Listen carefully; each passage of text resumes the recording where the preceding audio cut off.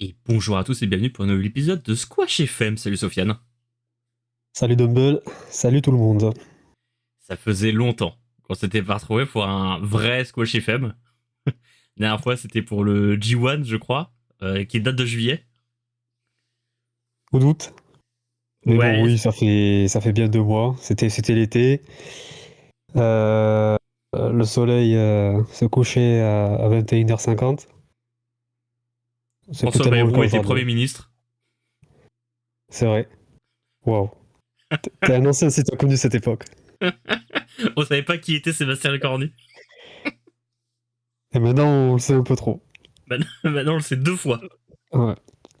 Peut-être bientôt Est-ce trois. que, est-ce que quand cette vidéo sortira, on aura un gouvernement? Je... Ah, je pense pas. Et le vrai pronostic c'est est-ce qu'il aura redémissionné. Il démissionne ou il y a dissolution? Je pense qu'il démissionne. Je pense qu'il démissionne. Moi prono, je mets mon salaire sur une démission. Ouais, je pense aussi, ouais. Puis c'est bon, là, dissoudre. On a voté déjà 3 fois l'an dernier, c'est bon. C'est Arrêtez de ça. nous De gonfler. toute façon, je pense qu'on peut dire qu'il n'y a pas un très très bon rapport au réel du côté du gouvernement. Waouh. Et justement, on va parler dans ce Squash FM de rapport au réel dans le catch. On a vu pas mal de petits sujets passer un petit peu à gauche à droite, mais on savait pas trop par quel angle l'attaquer vraiment. On avait un peu envie de parler de ce sujet déjà depuis un moment parce qu'on en parle pas mal tous les deux au global. Et, euh, et c'est vrai que bah là, il n'y a pas très longtemps, au tout dernier collision, il y a eu un petit événement qui s'est passé où en plus on a un petit peu de désaccord avec Sofiane, donc je pense que ça va être intéressant aussi à parler. C'est la blessure de Kota Ibushi qui a eu lieu.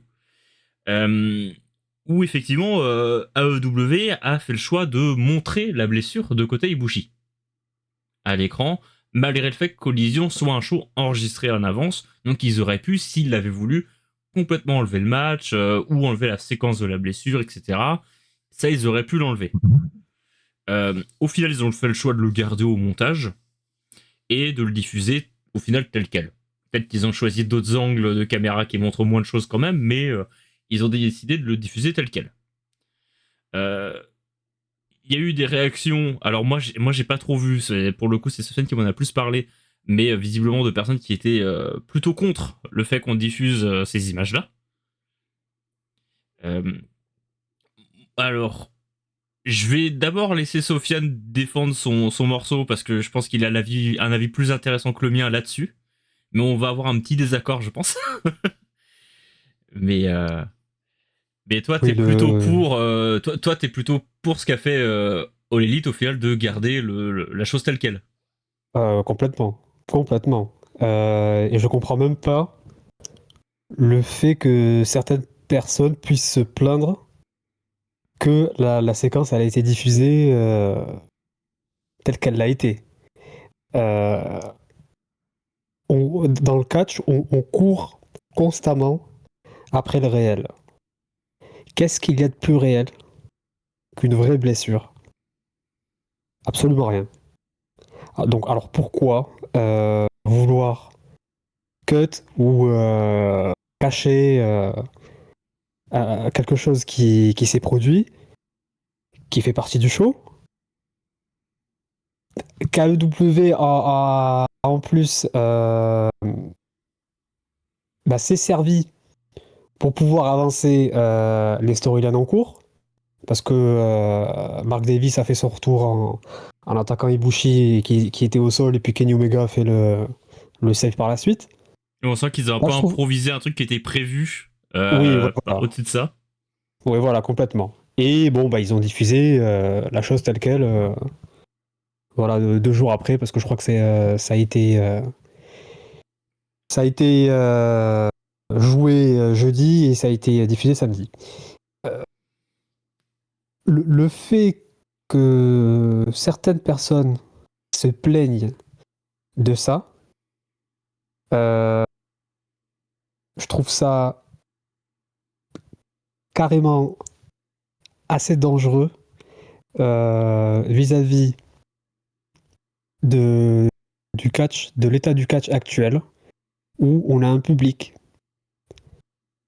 Je sais pas si j'ai envie de dire pour la majorité, il y a quand même beaucoup de monde qui refuse que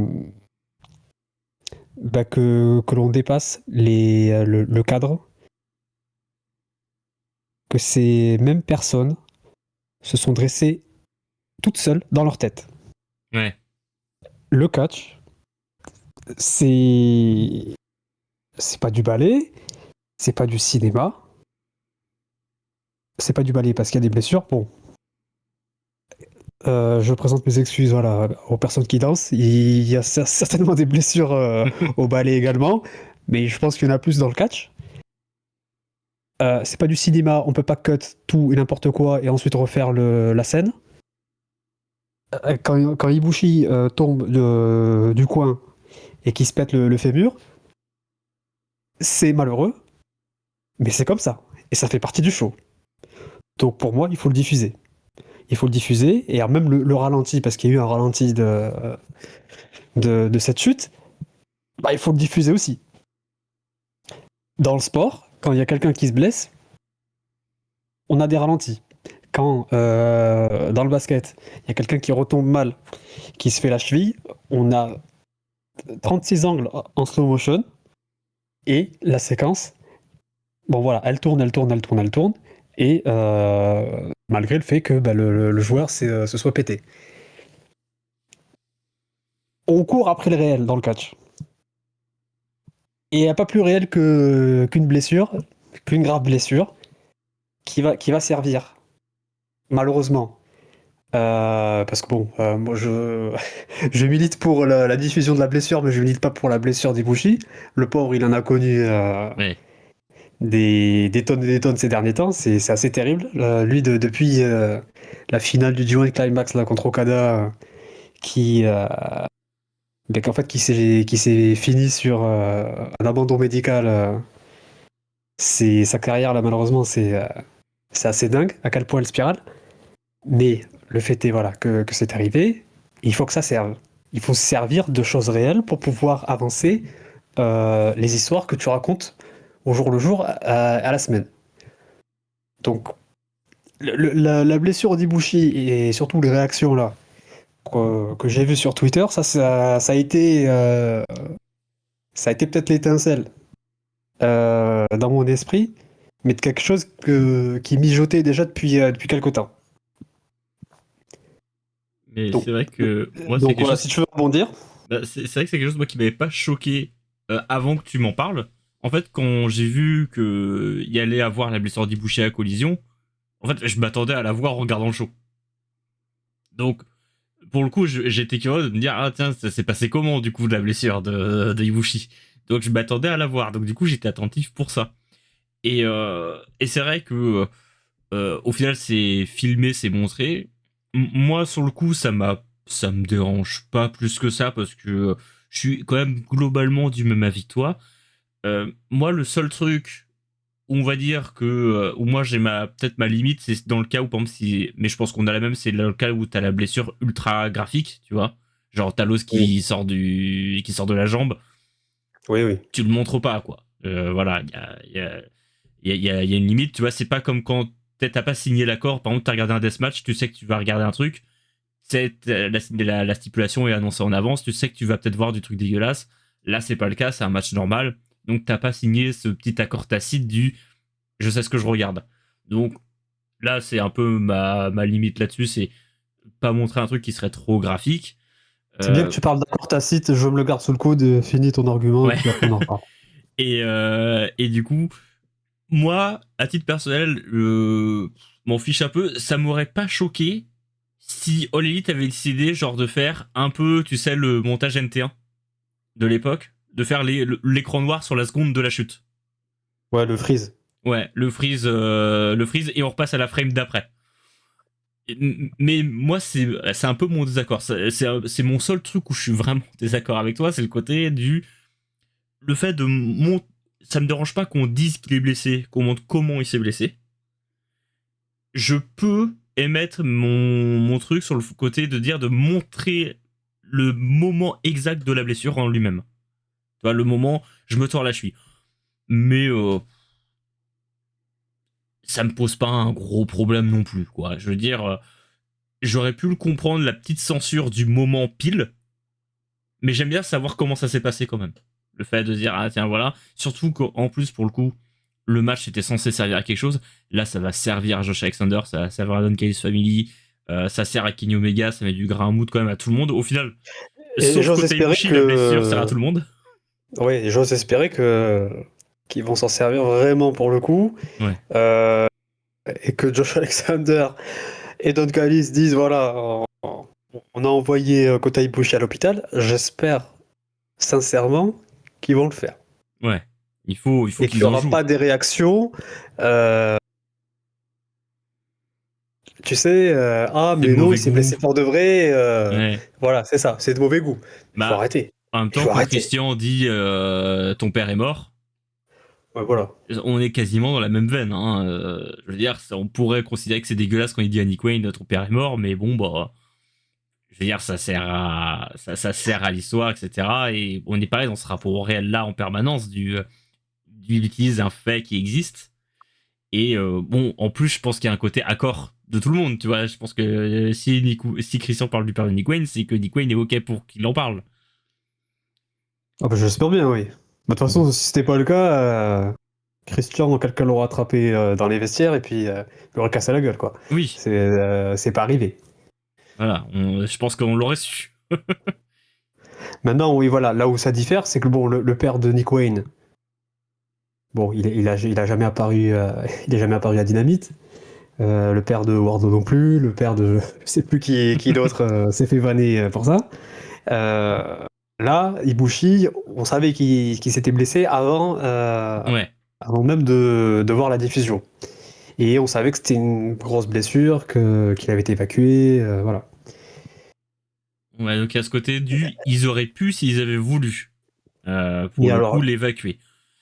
Moi, là-dessus, je te rejoins, je suis quand même plutôt contre le fait de l'évacuer complètement. J'aurais compris qu'on jette un voile de pudeur sur le truc. Mais pas plus, est-ce tu que, vois. est-ce que le catch, est-ce que la pudeur existe dans le catch? Non, pour moi, non. Mais en fait, quand je dis ça, je pense aux autres. Parce que moi, je m'en fiche. Moi, je pense à personne d'autre que moi. Mais quand je le dis, je pense plus aux autres. Mais surtout qu'en plus, je veux dire, la blessure, elle montre rien. Enfin, Oui, c'est pas, il on saigne sent, pas. ouais, voilà. On sent que bon, il peut pas continuer, il en a pas pour une semaine de rééduc, ça c'est sûr. Hmm. Mais c'est vrai que c'est pas gore non plus. Voilà. On voit rien non plus. Moi, c'est pour ça que je disais, à la limite, s'ils avaient voulu juste faire le freeze d'image au moment de la chute et on revient côté Ibushi au sol, j'aurais Après, bon, compris, ça m'aurait pas dérangé. Maintenant, moi, je préfère le voir, à titre personnel. S'ils avaient fait ça, j'aurais pas crié au scandale du tout. après pour une promotion où il y a pas si longtemps, il y a des mecs qui se sont pris des bumps sur 90 000 punaises. Oui, mais t'as l'accord Bon. tacite je regarde un match où c'est noté, quoi. Et alors, l'accord tacite, c'est bien que tu parles de ça.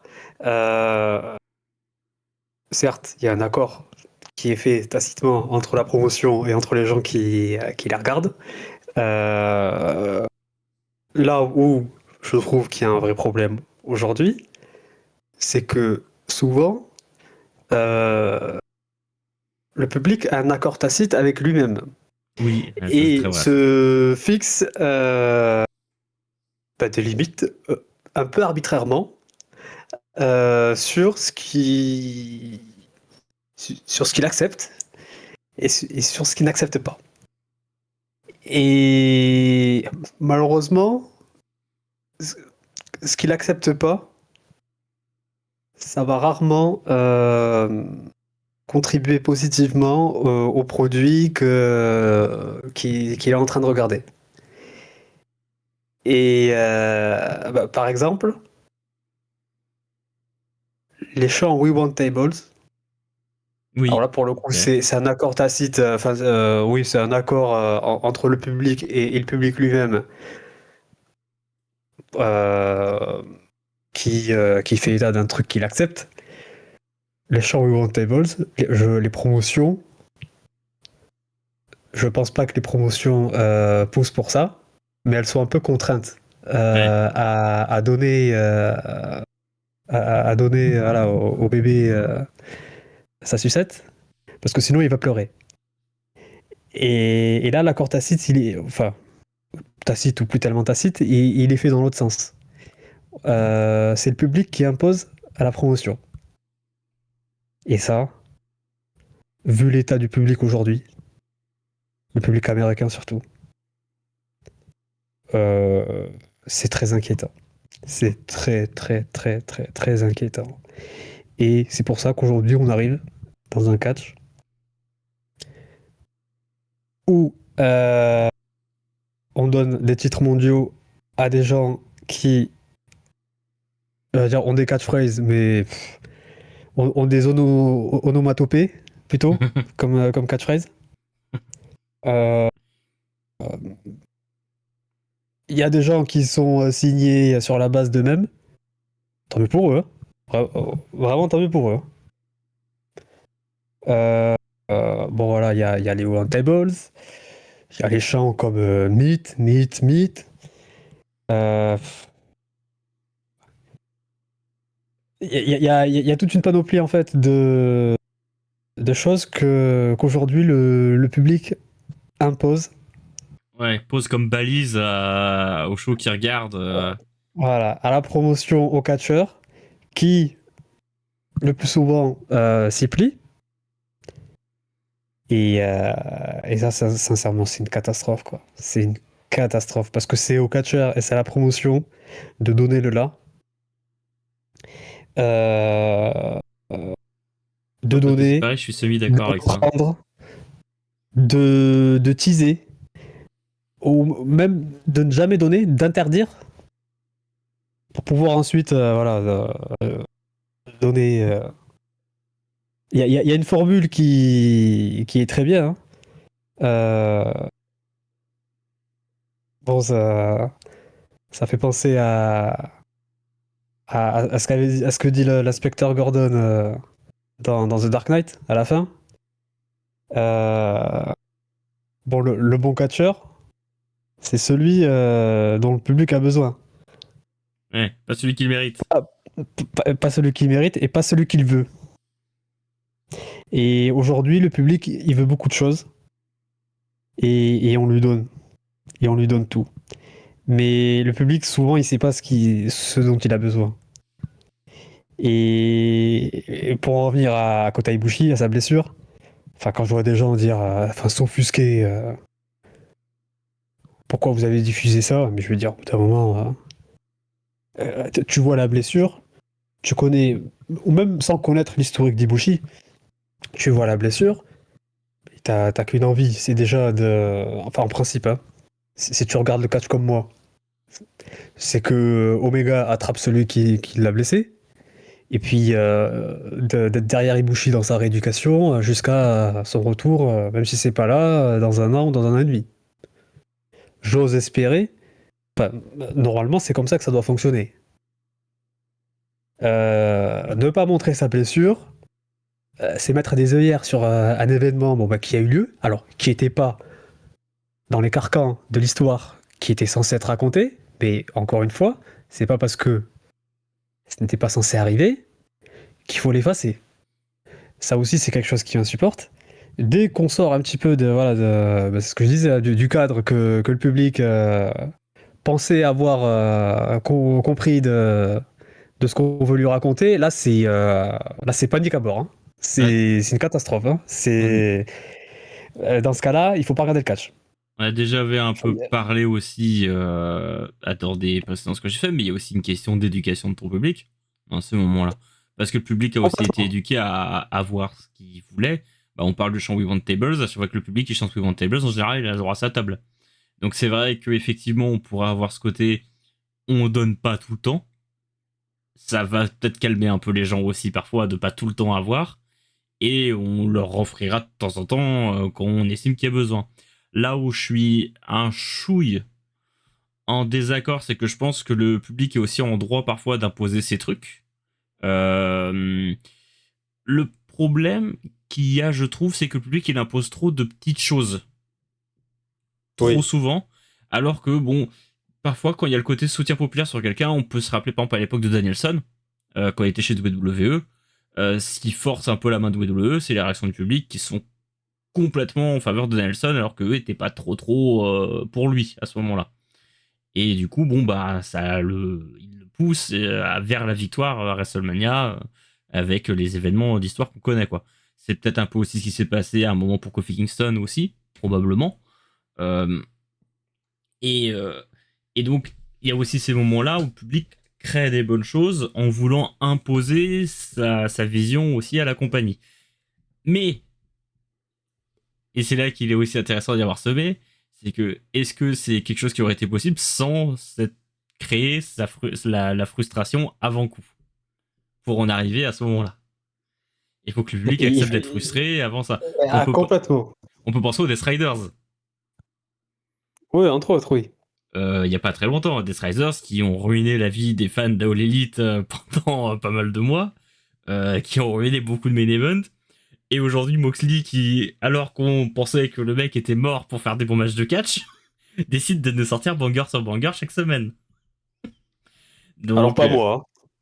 Mais j'entends le propos, mais Oui. je me mets là où j'étais depuis le départ. Dans cette question, dans cet avis.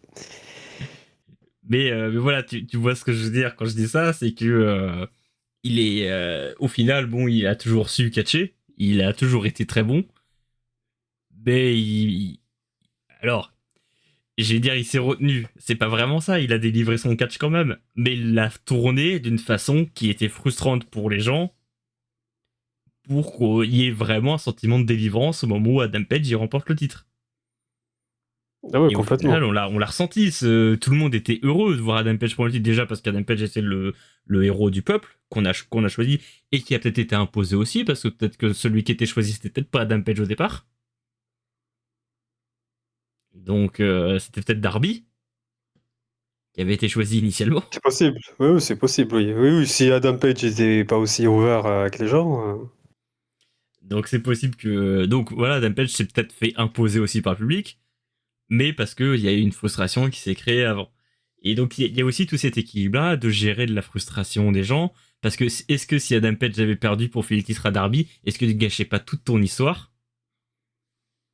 Il y a tout un jeu d'équilibre des frustrations à gérer aussi dans ces moments-là qui est un peu compliqué.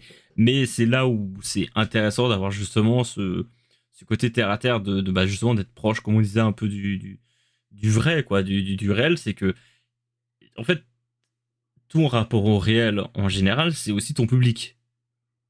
Parce que ton public, c'est l'élément vrai de ton show. Vu que toi, tu passes ton temps à mentir. Oui. Donc, il y a tout cet aspect, il faut jouer avec ton élément de vrai, avec tes mensonges. Et c'est là toute la spécialité du catch, c'est le fait de savoir reprendre, de savoir redonner et de montrer les choses. Et que ce soit sur le long terme ou sur le court terme. Mais là, aujourd'hui,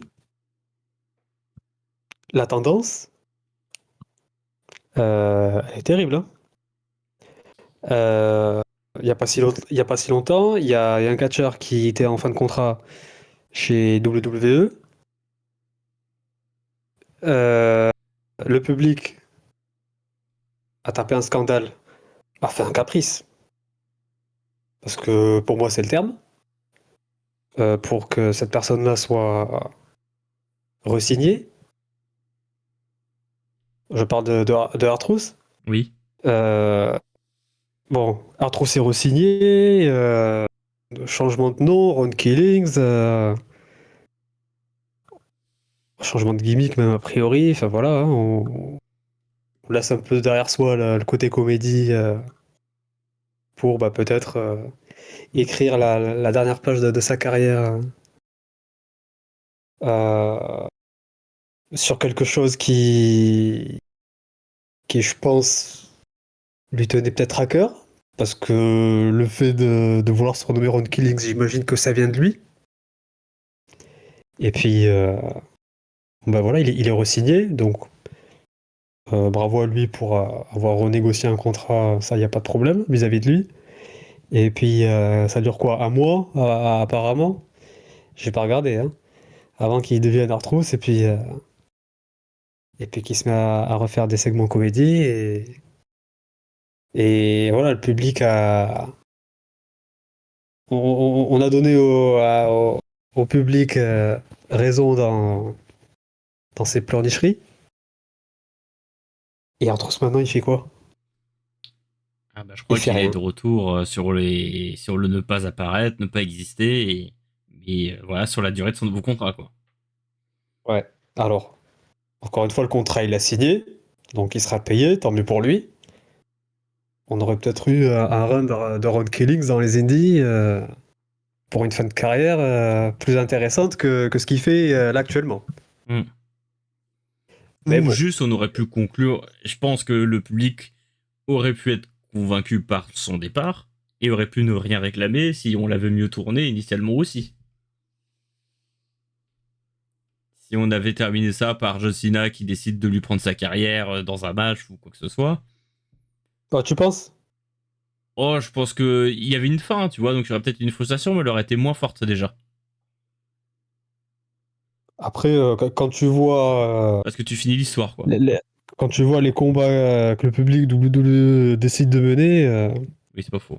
bon, moi j'ai du mal à avoir une cohérence et même une intelligence hein, dans ce quoi ils décident de se battre, hein, parce que il y a pas trop s'il y a eu quelqu'un d'autre après. Enfin bon, Ouais, non, c'est pas faux. c'est c'est pas les cobayes les plus brillants, je pense. Mais bon, c'est un exemple. C'est un autre exemple. Euh, bon, là, ce problème, pour moi, voilà, il existe surtout aux États-Unis. Si je fais le pont au-dessus du Rio Bravo et que je vais au Mexique, euh, chez CMLL notamment, là pour le coup, est-ce qu'on peut vraiment parler de rapport au réel? Hmm. Euh, C'est compliqué parce que Parce c'est un que, public très premier degré, déjà. alors, c'est surtout le cadre que. Bon, je parlais de CMLL, hein. Ouais. Le cadre que CMLL propose, euh, avec bon, bah, toute son histoire, ses arènes, mais surtout ses personnages. Euh, je sais pas si on peut parler de rapport au réel ou au rapport juste au entre guillemets, enfin au produit quoi, Au rapport à la sport, lucha. presque, hein. Ouais, voire même au sport et même au-delà de sport, parce que euh, quand on parle de sport, on parle d'athlètes, mais Mystico, Volador, Ultimo Guerrero, c'est des athlètes, c'est des personnages, c'est des mecs qui ont des masques. Mm. Euh, Mystico, on l'appelle Mystico. On l'appelle pas par son nom et son prénom. Et c'est pareil pour Ultimo Guerrero. Et c'est pareil pour en fait toute la totalité du roster. Parce que tu réfléchis un peu et, et tu te rends compte que personne n'a de prénom et de nom. Ils ont tous une gimmick. Ils ont tous un masque. Et ils ont tous un personnage. Euh, à partir de là, c'est plutôt un rapport au réel. Bon, je saurais pas comment formuler ça. Mais c'est un rapport à autre chose, ouais, peut-être à l'univers même, hein. Ouais, une espèce d'imaginaire Euh, collectif, un peu de ces gens un peu quasi immortels, parce qu'au final, CBL possède les personnages aussi, donc ils peuvent ouais, voilà, être réincarnés ouais, aussi. Euh, complètement. Et c'est d'autant plus facile euh, bah, de suspendre ton incrédulité parce que tu rentres dans un moule qui est existant, qui te précède depuis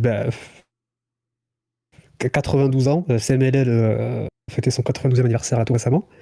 Et, euh, et qui sera là pour 92 années de plus, bien après nous. ouais.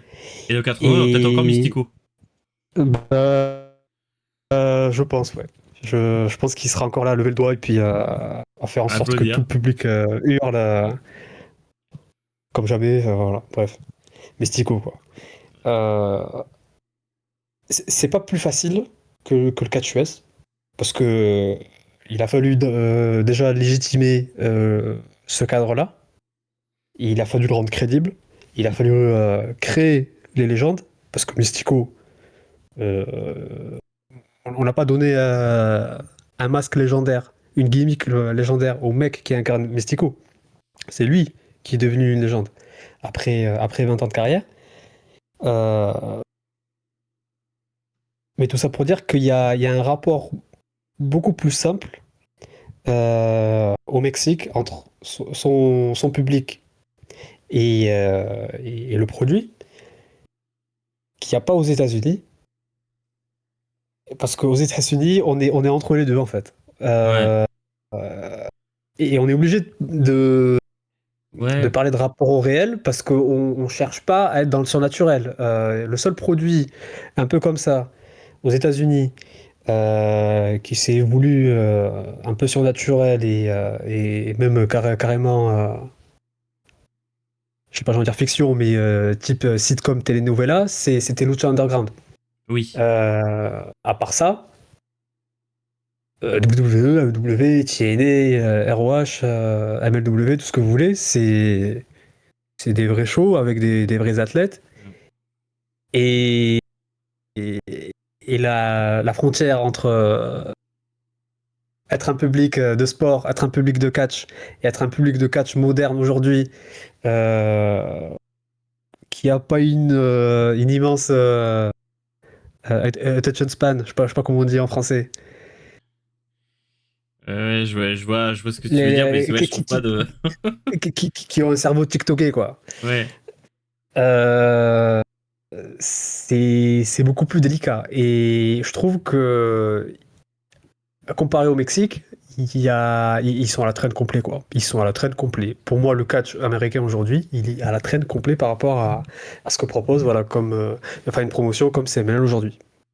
Et je pense que, voilà, le rapport, donc, au réel américain et le rapport à la lucha au Mexique, c'est, ça fait partie, voilà, des grandes différences qui fait qu'aujourd'hui, le Mexique, bah, il est en avance.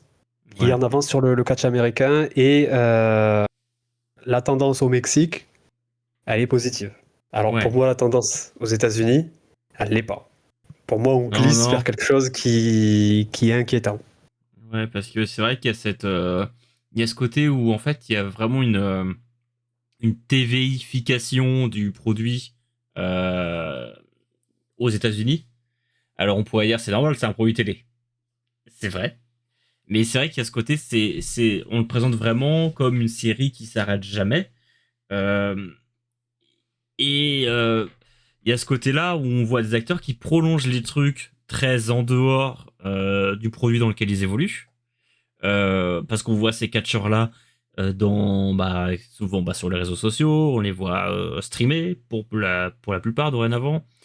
On les voit beaucoup plus qu'à l'intérieur du média dans lequel ils évoluent. Et là où il y a toute cette difficulté, par exemple, chez CMLL, bon Mystico, quand il sort de l'arène, s'il a plus envie d'être Mystico, il enlève son masque et c'est plus Mystico, quoi. Bah, c'est ça. Et si Et jamais il veut faire d'autres trucs à côté, c'est avec le masque de Mystico. Donc, c'est ça. Donc il veut faire une séquence de signature, il veut signer des singles Memo Hero, il met son masque de Mystico, il se met dans un stand et il signe des albums, quoi. Mais, euh, mais chez WWE, t'es Rhea Ripley, quand tu sors du ring, t'es toujours Rhea Ripley, quoi. Déjà, t'as pas de nom, prénom autre que celui que t'as sur ta scène. Et tu vas faire tes courses, t'es toujours Rhea Ripley, quoi. Les gens viennent te voir à Leclerc. Et ou Super U, Super U, exactement, faut ou citer des Carrefour, marques. voilà, il faut citer trois par quoi. Voilà, mais le sponsor de cette vidéo, Auchan.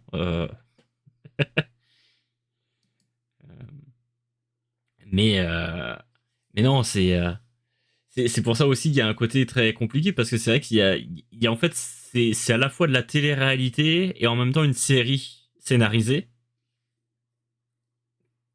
dans ce qui est présenté sur un produit aux États-Unis. Donc, comme il y a cette volonté de prolonger le produit en permanence en plus, ça n'aide pas le public à décrocher. Donc, le public suit tout le monde 24 heures sur 24, donc se sont investis parce qu'il y a ce côté influenceur qui joue là-dedans de plus en plus. Et c'est vrai que je pense que, de toute façon, c'est la mode de consommation actuelle aussi, tout ce qui est occidental, hein, je pense du monde occidental. C'est on consomme ce qu'on aime en permanence via plein de méthodes différentes de consommation et on prolonge l'expérience de ce qu'on aime tout le temps. Et les grosses promotions américaines l'ont bien compris parce que quand t'envoies 8 heures de programmes télévisés hebdomadaires et 4 heures pour AEW plus les pay-per-view, 4 heures de plus, ça fait 8 aussi. Si t'es en semaine de pay-per-view. Ouais, plus les Bon, contenus bah, TikTok, éventuellement, plus les vidéos YouTube, plus, là, ça se trouve, vous écoutez ce podcast. Donc, vous rajoutez peut-être 2 heures de contenu en plus. Donc, il y a toujours...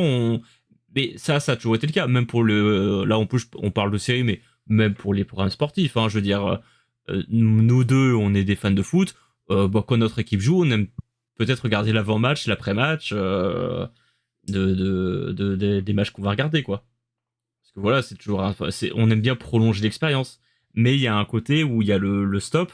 Et par exemple, moi, je vais pas aller suivre les stories Instagram de Benjamin Bourigeaud, quoi. Je pourrais, mais je le fais pas. Je prolonge pas mon expérience du foot beaucoup plus au-delà de son média. Et je pense que c'est quelque chose qui est en train de se tendre vers le catch en ce moment. C'est déjà qu'il y a beaucoup de contenu du catch. Tu disais WWE, c'est ça, WWE actuellement c'est à peu près 8 heures sans pay-per-view. Mais en plus de ces 8 heures là, tu rajoutes tous les contenus qui sont proposés par les talents, par la WWE en elle-même. C'est par au la final chaîne c'est du contenu YouTube, infini en permanence, quoi. Et enfin, faut pas se leurrer, hein. S'il y a autant de contenu, c'est pour phagocyter en fait le temps le temps libre que tu as pour simplement consommer ce contenu-là et pas consommer d'autres contenus. Ce sentiment-là, enfin, ce fait-là, le fait qu'on t'oblige presque à avoir à dépenser quasiment tout ton temps libre sur le même produit, sur la même entreprise, enfin du moins ce qu'elle propose, forcément derrière il y a aussi c'est peut-être ça aussi, hein, l'accord tacite. Hein, j'accepte de passer 8 heures devant WWE. Par contre, si Artros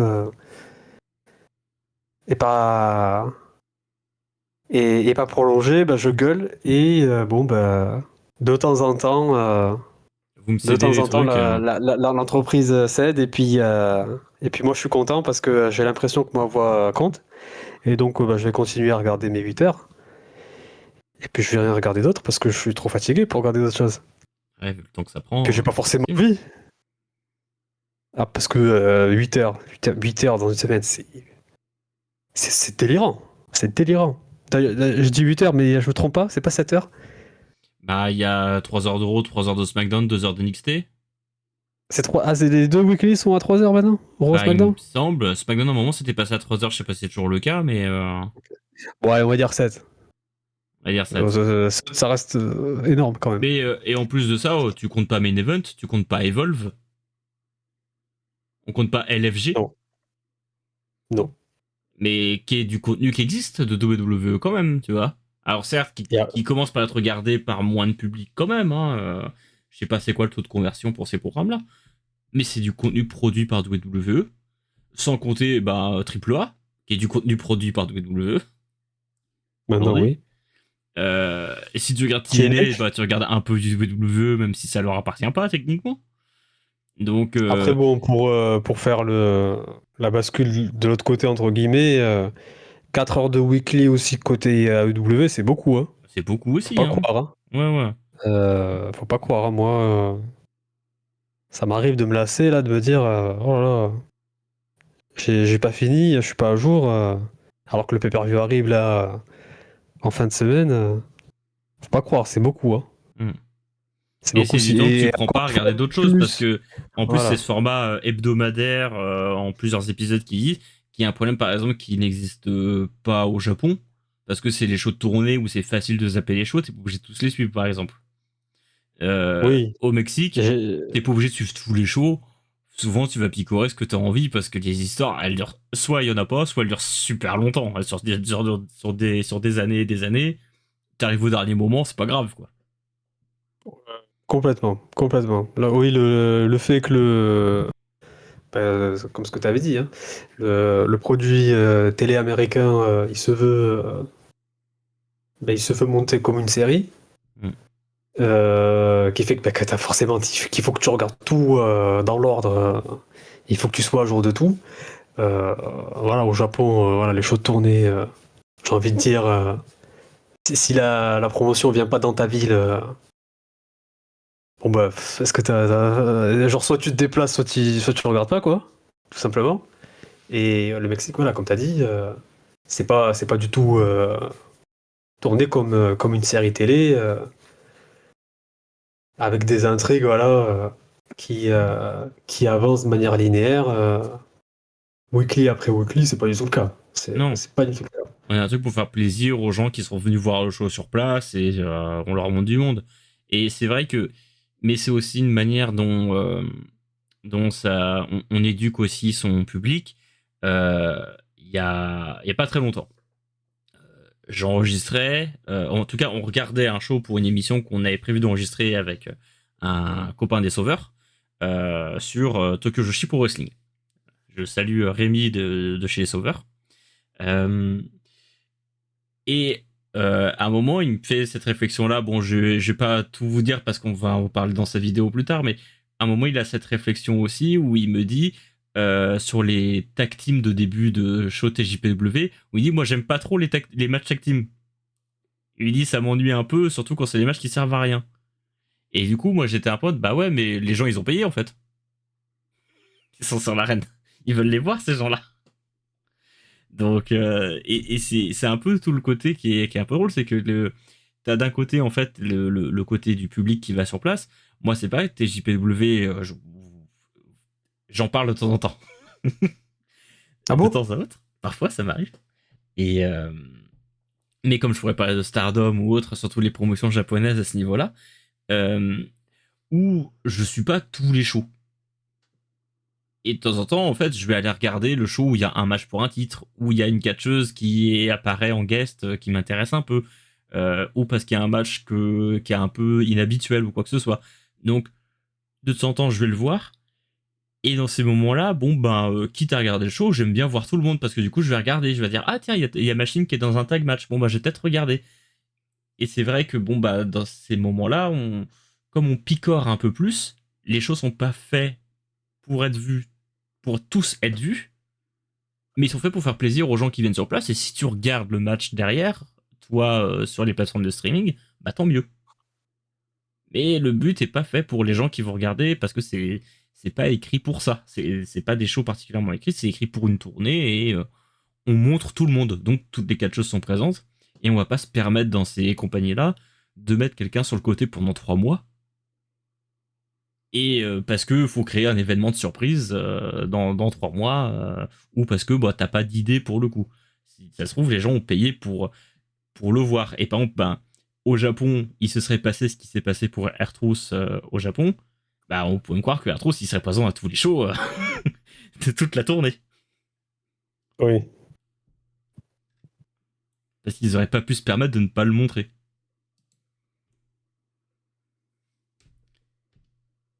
Ah, complètement. Complètement. Euh,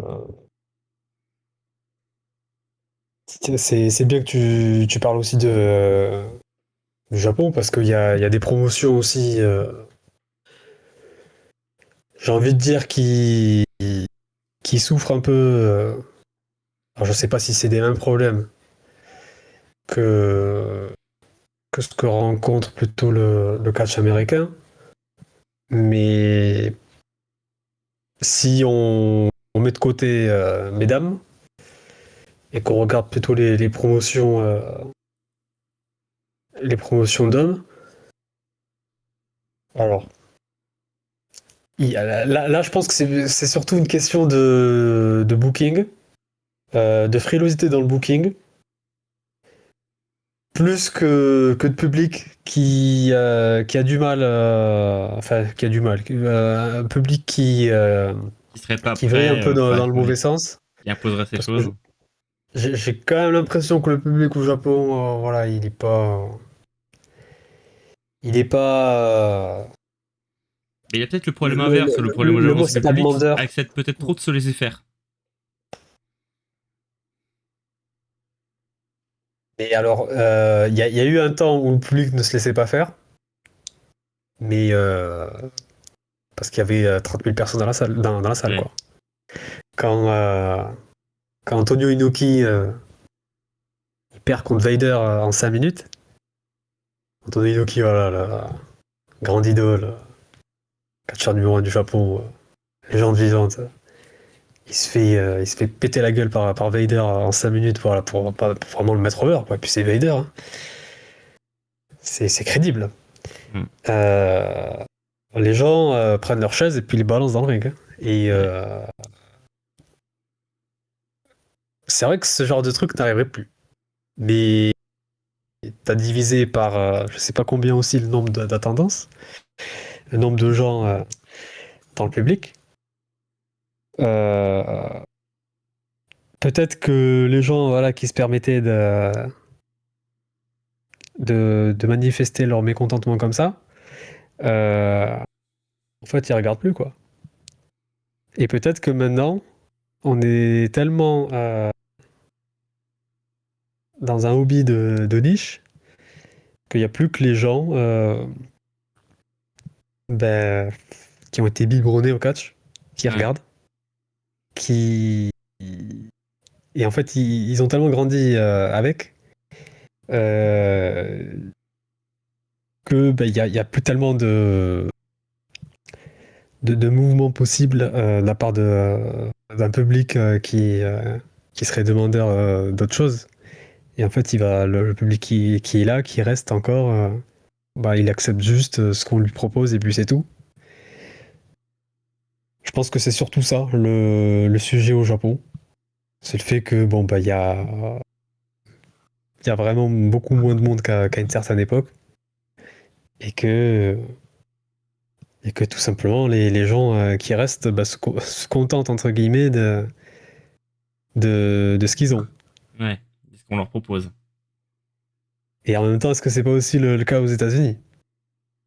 Il y a un peu de ça, je pense. Pour pas mal, pour la globalité.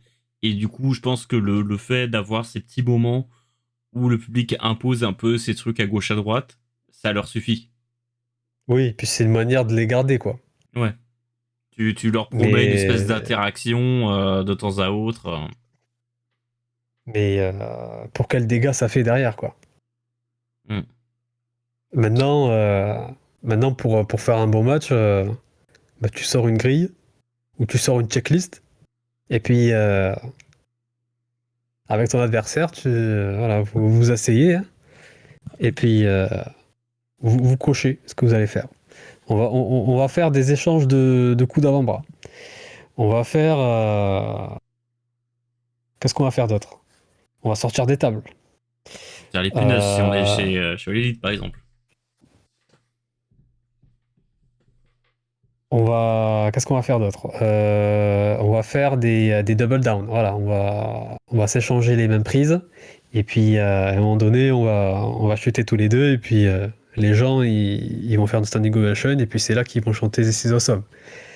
Ça, on en avait parlé déjà dans une autre vidéo. Ouais. Euh, ouais, on va essayer de trouver une catchphrase, ou un mot en 4 lettres pour que tout le monde voilà, puisse le gueuler à chaque fois qu'on rentre. Enfin, ou alors un theme song qui peut être chanté facilement. Au bout d'un moment, si c'est ça le catch, là, si dans 5 ans le catch c'est américain, c'est ça, mais fermez tout, les gars. Vraiment, fermez tout. on va tous faire autre chose de nos vies, hein. Faut pas croire, hein. On va regarder d'autres choses, hein. On regardait d'autres choses. On regardait le catch, voilà, qui aura pas été gangréné par On regardera ce problème. MLW, Ouais, bah peut-être, ouais. Fédération Hilarante. Peut-être. Mais ça, c'est un vrai problème, quoi. C'est un vrai problème. Et le fait qu'il y ait ça chez WWE, bon, soit. Euh, Par contre, si ça s'instille chez AEW, et en soi, il y a eu des matchs qui ont eu les problèmes que je cite, hein, chez Oui. AEW, faut pas croire, hein. Mm. C'est pas une émission anti WWE, puis l'étincelle, c'est un truc qui s'est passé à collision, hein, donc. Ouais, parce que All Elite ils tendent à se diriger vers ce que fait WWE sur ces points-là, déjà. Hein. Plus le temps passe et plus ils y vont. Hein. Là, par contre, oui, ce sera un vrai problème. Et, euh, et le problème, enfin, problème qui vient s'ajouter, c'est que il n'y a pas assez de place pour un mouvement de contre-culture. AEW est déjà un mouvement de contre-culture comparé à WWE. Si, là vraiment, un scénario catastrophe, hein. C'est un peu de la fiction ce que je fais. Si, si AEW, on va dire, sombre un peu dans ça, il y a déjà 7 heures de télé allouées à WWE, 4 heures de télé allouées à AEW, avec un roster gigantesque et les moyens financiers pour payer tout le monde. Il n'y a pas assez ni de catcheurs, ni de place médiatiquement pour qu'une troisième promotion qui reviendrait un peu plus aux bases de ce que doit être le catch voilà, pour exister, quoi. Donc, c'est un peu terrible parce que ça, je me souviens l'avoir dit au moins une fois. C'est que AEW, ça doit être beaucoup de choses, hein. Ça doit être le laboratoire du catch. Ça doit être le protecteur aussi du catch. Pas seulement du catch américain. euh, du catch mondial. Parce que bon, voilà, si jamais AEW, on va dire, coupe les ponts avec New Japan, bah, peut-être que New Japan va aller dans les jupons de WWE. Pareil avec CMLL. C'est c'est un peu voilà, terrible pour AEW, mais en même temps, AEW a les moyens d'être tout ça, je pense. Oui, ouais. Maintenant, voilà, il faut pas rentrer dans, dans certains pièges, mais comment faire en fait? Comment faire pour tenir le cap contre cette tendance quand, et là pour le coup, c'est un souci, on va dire global, hein, qui dépasse largement les carcans du catch, hein. Quand, quand tout doit faire le buzz sur les réseaux sociaux, Ouais, quand on se quand dirige vers cette tout, direction-là, voilà, en général, c'est juste marche ou euh, crève, quoi. Donc, quand tout doit être TikToké, enfin, c'est délicat, mais je trouve que, enfin, je pense que voilà, AEW a les moyens de, voilà, je sais pas si j'ai envie de dire de nager à contre-courant, mais de créer son propre courant, quoi. ouais. Et elle a le personnel pour. Parce que, bon voilà, tous les problèmes là qu'on a pu un peu énumérer, euh, John Moxley, il est coupable de rien du tout dans tout ça, hein. Au contraire, hein. Lui, il permet au catch de vraiment de, de gravir des échelons. Pareil pour des mecs comme Darby Allin, comme Adam Page, comme Orange Cassidy, comme, bah, je sais pas moi, Des packs Castagnoli, hein. Oui, oui, Il gravite voilà, autour. complètement. Et Marina Enfin, je Shafir. veux dire, voilà, il y a. Ça aurait été très inquiétant si le roster AEW tendait voilà, à avoir des Joe Hendry, des Jey Uso, enfin voilà, des mecs comme ça. C'est pas le cas. On en est encore très loin. Ouais, non, on n'est pas trop sur les catcheurs TikTok, ou en tout cas, c'est séparé de ce qu'ils mettent à l'écran souvent. Parce que par exemple, il y a Harley Cameron, qui est très présente à gauche, à Oui. droite, sur les réseaux, mais c'est pas non plus 100% ce qu'elle fait sur les écrans, enfin, aussi, mais c'est un mix, quoi. Donc, ça existe, mais c'est pas non plus le truc principal, quoi. Harley Et Cameron, ouais, c'est c'est Harley ça qui me Cameron. fait dire que bon, il y a des choses qui m'énervent dans le catch US, qui me lassent même. Euh, mais je veux dire, la promotion, elle a ce qu'il faut pour, en fait, pour tordre le bras, pour tordre le bras au public, quoi. Ouais. Et pour lui donner ce dont il a besoin, et pas ce dont il a envie. Et là-dedans aussi, il y a aussi une nuance, c'est que les compagnies devraient pouvoir avoir la main dessus, mais je pense que parfois, elles sont pas tout le temps aidées par les individualités qui sont à l'intérieur de chez eux. Parce Ah oui, qu'autant oui. il y a certains qui jouent le jeu à 100% et qui sont prêts à y aller. Par exemple, euh, on peut ne pas l'aimer. Mais je vais parler d'MJF, par exemple, qui vit le personnage à fond. Il est tout le temps en personnage, par exemple. Moi, je me rappelle d'un moment qui avait fait une mini polémique. On en avait parlé en plus en off avec Sofiane, mais de la photo avec le gamin qui avait une ceinture WWE, euh, où il veut pas, il veut pas la toucher ou quoi, et je crois qu'il la jette par terre, la ceinture derrière. Ah, il a fait tomber, ouais. Mais je crois Et qu'on en ça, a il a parlé fait tomber. en vidéo. On en avait parlé en J'ai vidéo. l'impression. J'avais un doute si on en avait Peut-être, parlé ouais. ou si c'était juste en off. Mais donc MJF, du coup, il pousse le kayfabe en dehors des limites de action coupée. Oui, Et il met jamais off, quoi. ouais, c'est ça, il met jamais off. Et par exemple, ça se sent quand il est au Mexique, où c'est un vrai salaud, quoi. Hein, les gens lui en voulaient premier degré quand il essayait d'arracher le masque de Mystico. Et il a même failli se faire agresser à la chambre d'hôtel. Ce qui est quand même. Bon, c'est C'est arène au trop Mexique bien. aussi, hein. Mais Trop bien. c'est génial. C'est- Heureusement, une série a passé, mais c'est génial. Et ça prouve à quel point il met du cœur à faire ce qu'il fait à ce niveau-là. Et il y a des catcheurs, bon, bah, dès qu'ils sortent de l'arène, bah, ils deviennent une autre personne et ils poussent plus le truc.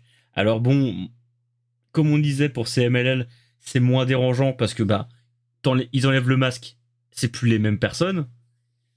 Et ils redeviennent entre guillemets le lambda qui va faire ses courses et ils peuvent y aller. Bon, pas pour ceux qui ont perdu leur masque, mais vous voyez ce que je veux dire. Euh, mais par contre, bon, bah, chez du WWE, All Elite, etc., ça ne tient qu'à toi de faire des apparitions en public et de pousser la chose, ou alors de complètement la lâcher. Et Bah, bon, Darby, il est très bon dans ça aussi, hein. ouais, Il y a eu une vidéo là, je crois au Comic Con de New York, où Darby, il allait attraper Moxley, ils se sont battus. Ça c'est un truc que j'aime énormément. C'est pas la première fois, hein. ouais, Dans des rivalités AEW, il y a des bagarres au Comic Con, des à trucs comme gauche à ça. droite. Ça, c'est toujours très bien. C'est comme au Japon, les bagarres dans les conférences de presse aussi, moi j'aime Mm. beaucoup. Mm. Alors, WWE l'avait fait aussi. Ouais, C'était LA Knight et Jay Styles, je crois. oui, il me semble, ouais. Et je crois qu'il y en a des deux qui avaient fini ensemble et tout. Et Mhm. ça, c'était très bien.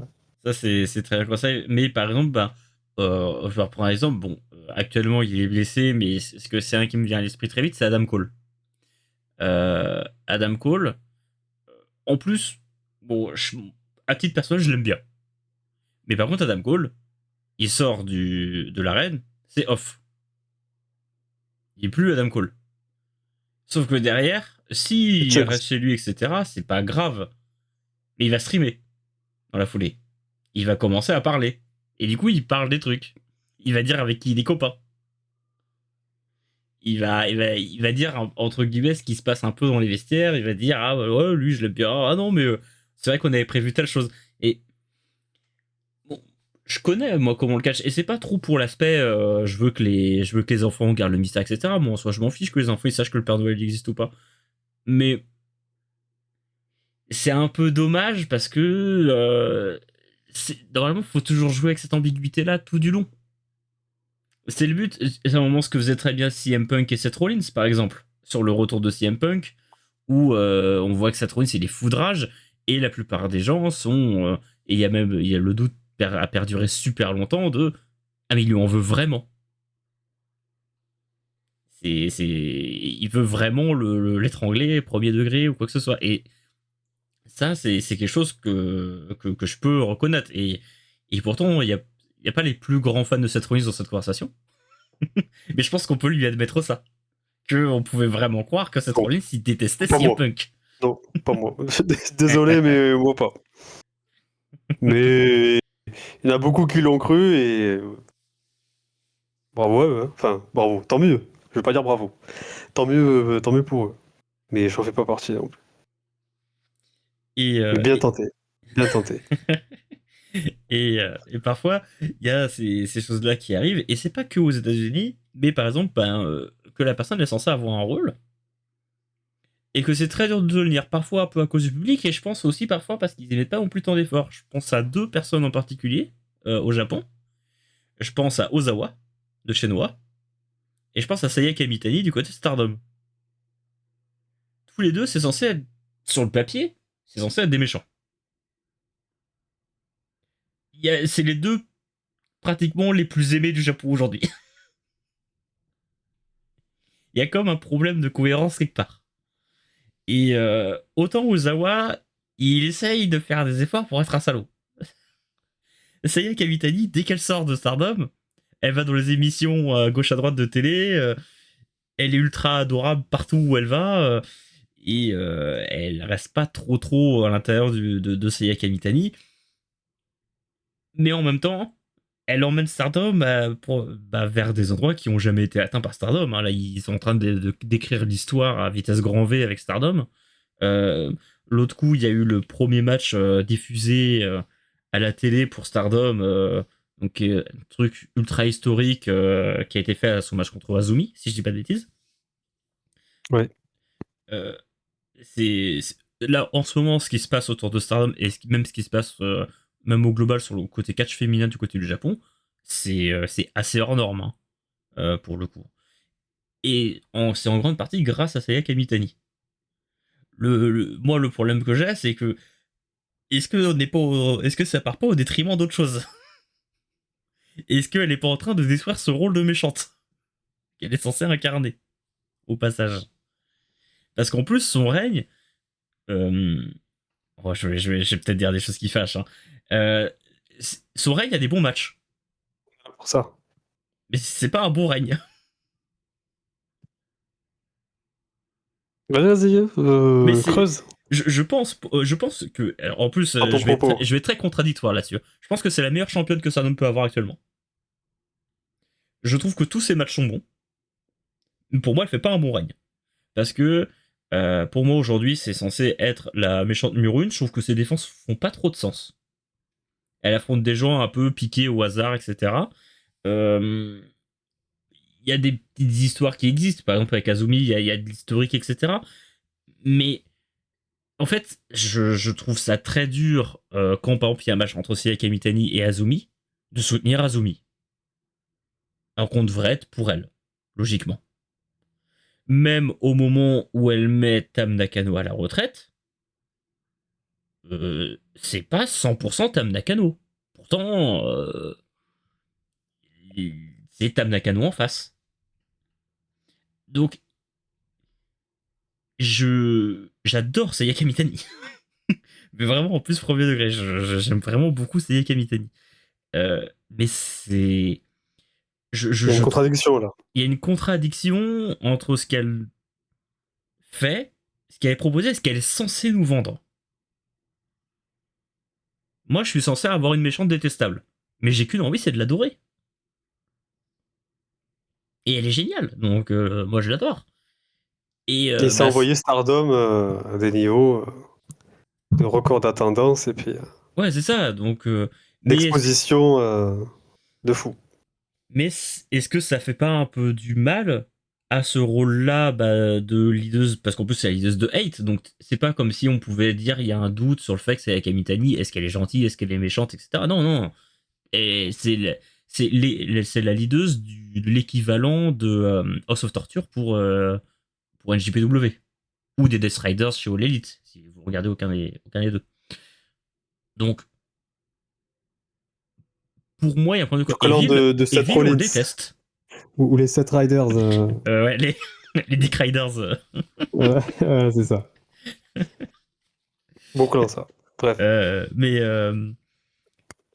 Mais voilà, il y a un problème quelque part. Evil, tout le monde le déteste. Il n'y a pas de doute sur le fait que les gens n'aiment pas Evil. Sauf quand on le met contre. Bon, bref. On le met contre Takeshita. Mais on en a beaucoup parlé dans la vidéo de J1 et on explique le pourquoi du comment. Et, encore une contradiction. Ouais. Et bon, nous, parfois, en plus, on aime bien parfois taquiner, et on aime bien les gens que tout le monde déteste, parce que bon, en plus, nous, on aime bien Evil, mais. Et voilà, mais c'est parce qu'on est taquin. mais en fait, on aime bien quand le travail est bien fait, je pense. Et par exemple, Moxley, avec les Death Riders, le travail était bien fait. Parce qu'il donnait envie de le détester. Evil, le travail, il est bien fait. Parce qu'il donne envie de le détester. C'est Kamitani et Ozawa, le travail, il est pas bien fait. Parce qu'il me donne pas envie de les détester. C'est un sacré cas, ça, Kamitani. Hein. Ouais.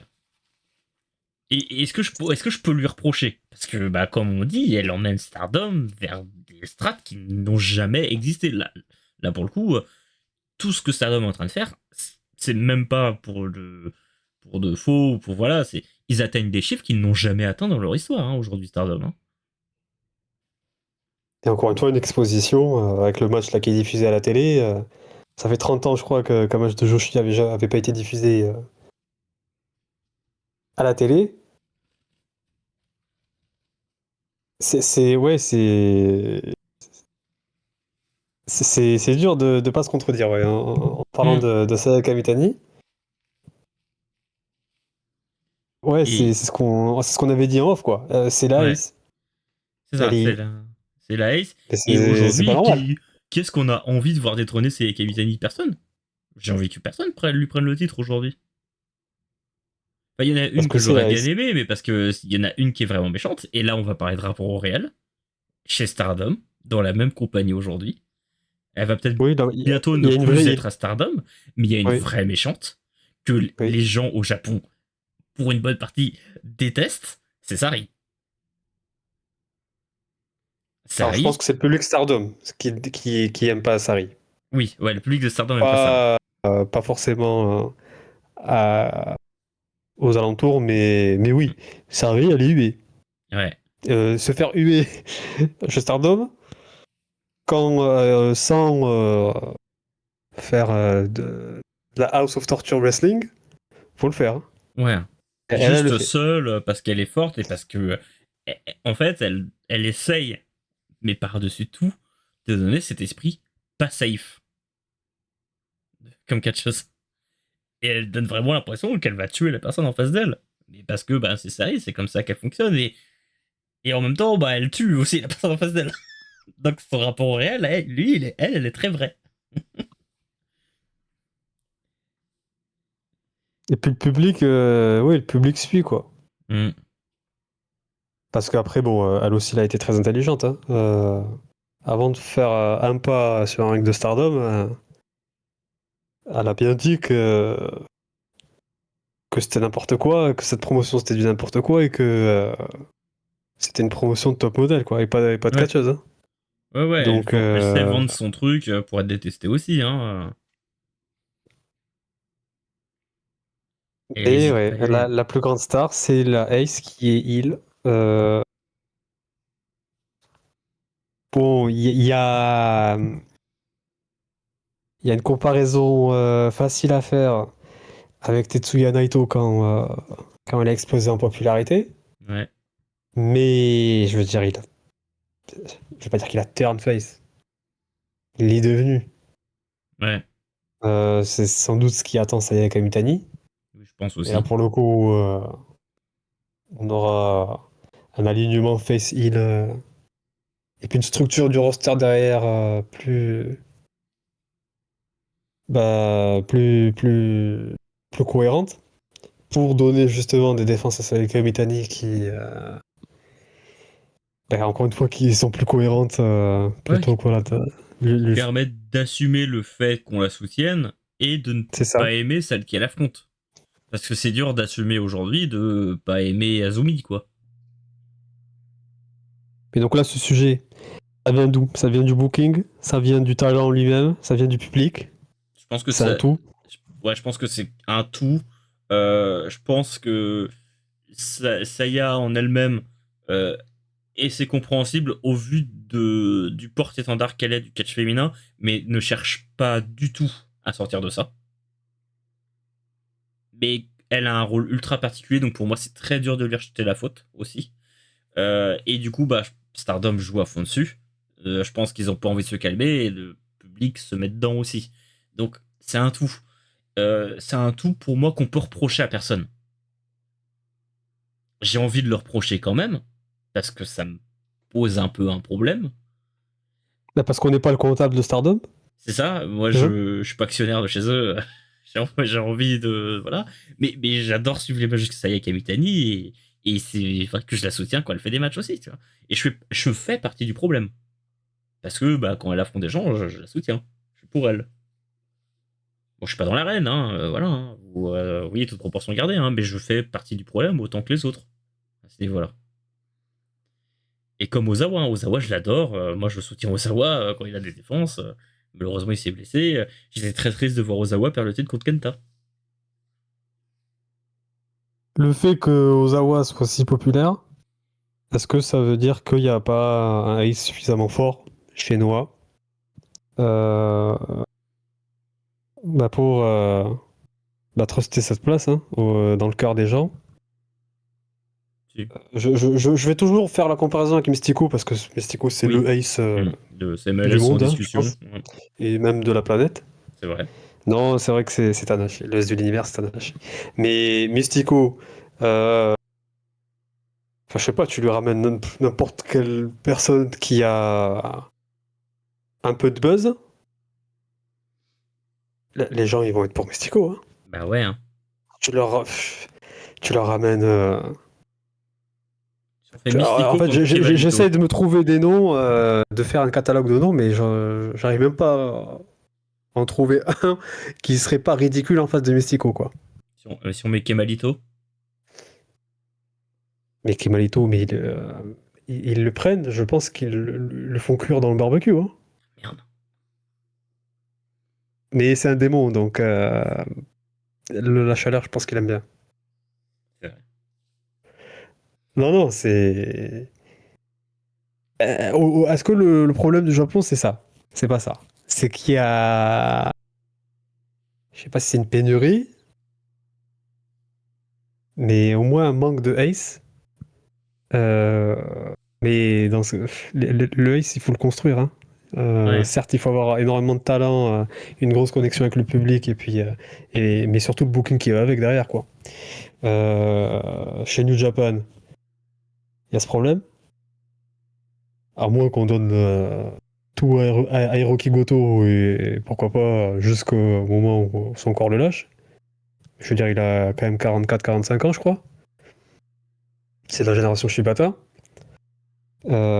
Chez Noah, bon bah c'est censé être Kaito Kiyomiya.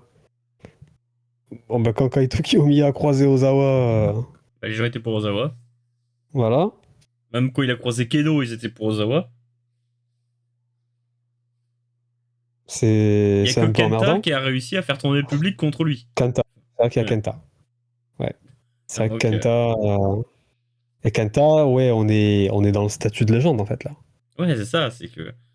Et puis bon, parce qu'il y avait un aspect nouveauté, je pense que le match il aurait eu lieu l'année d'après. C'était pas non plus pareil, tu vois. Bon, après, peut-être aussi que le public se serait laissé Ozawa aussi, tu vois, mais.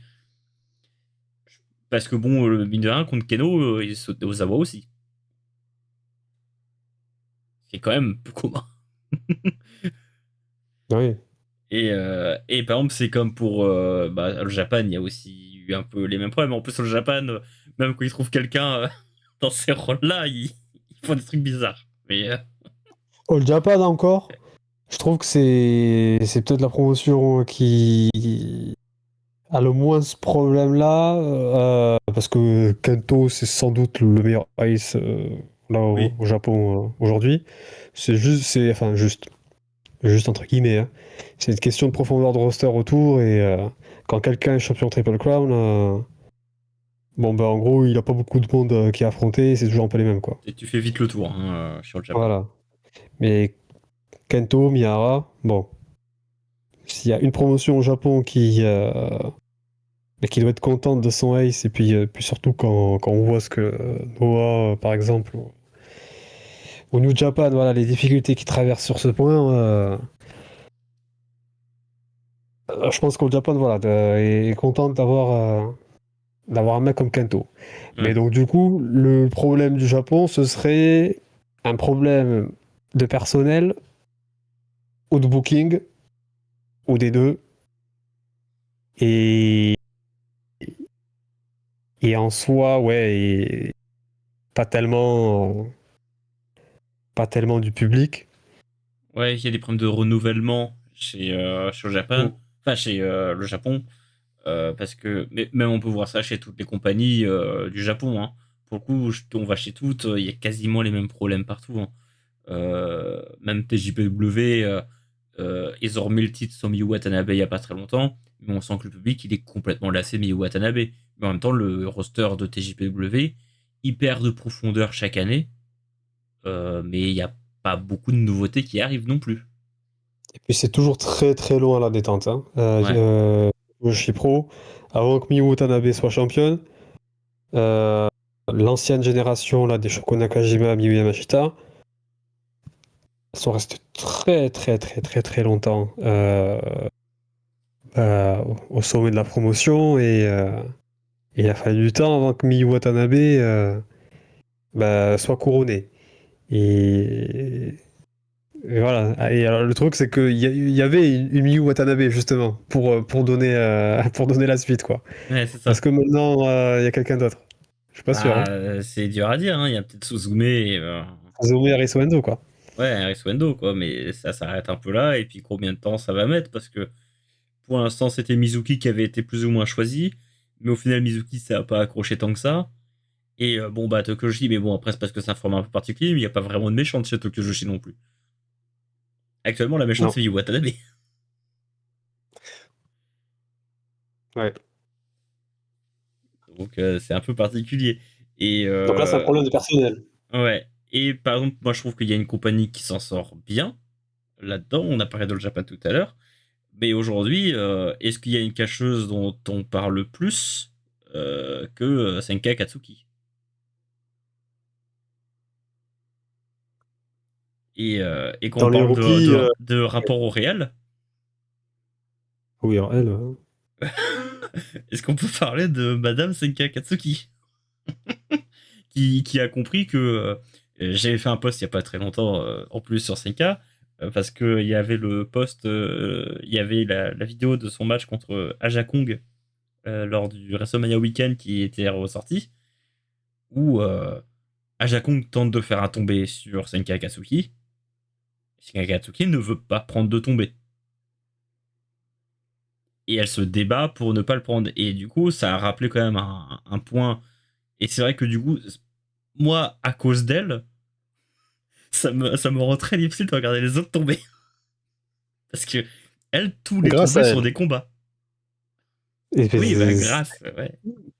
c'est les autres qui doivent prendre exemple sur elle. Ouais. Et tous les tombés, que ce soit celles qu'elle subit ou celles qu'elle fait, tous les tombés sont des combats.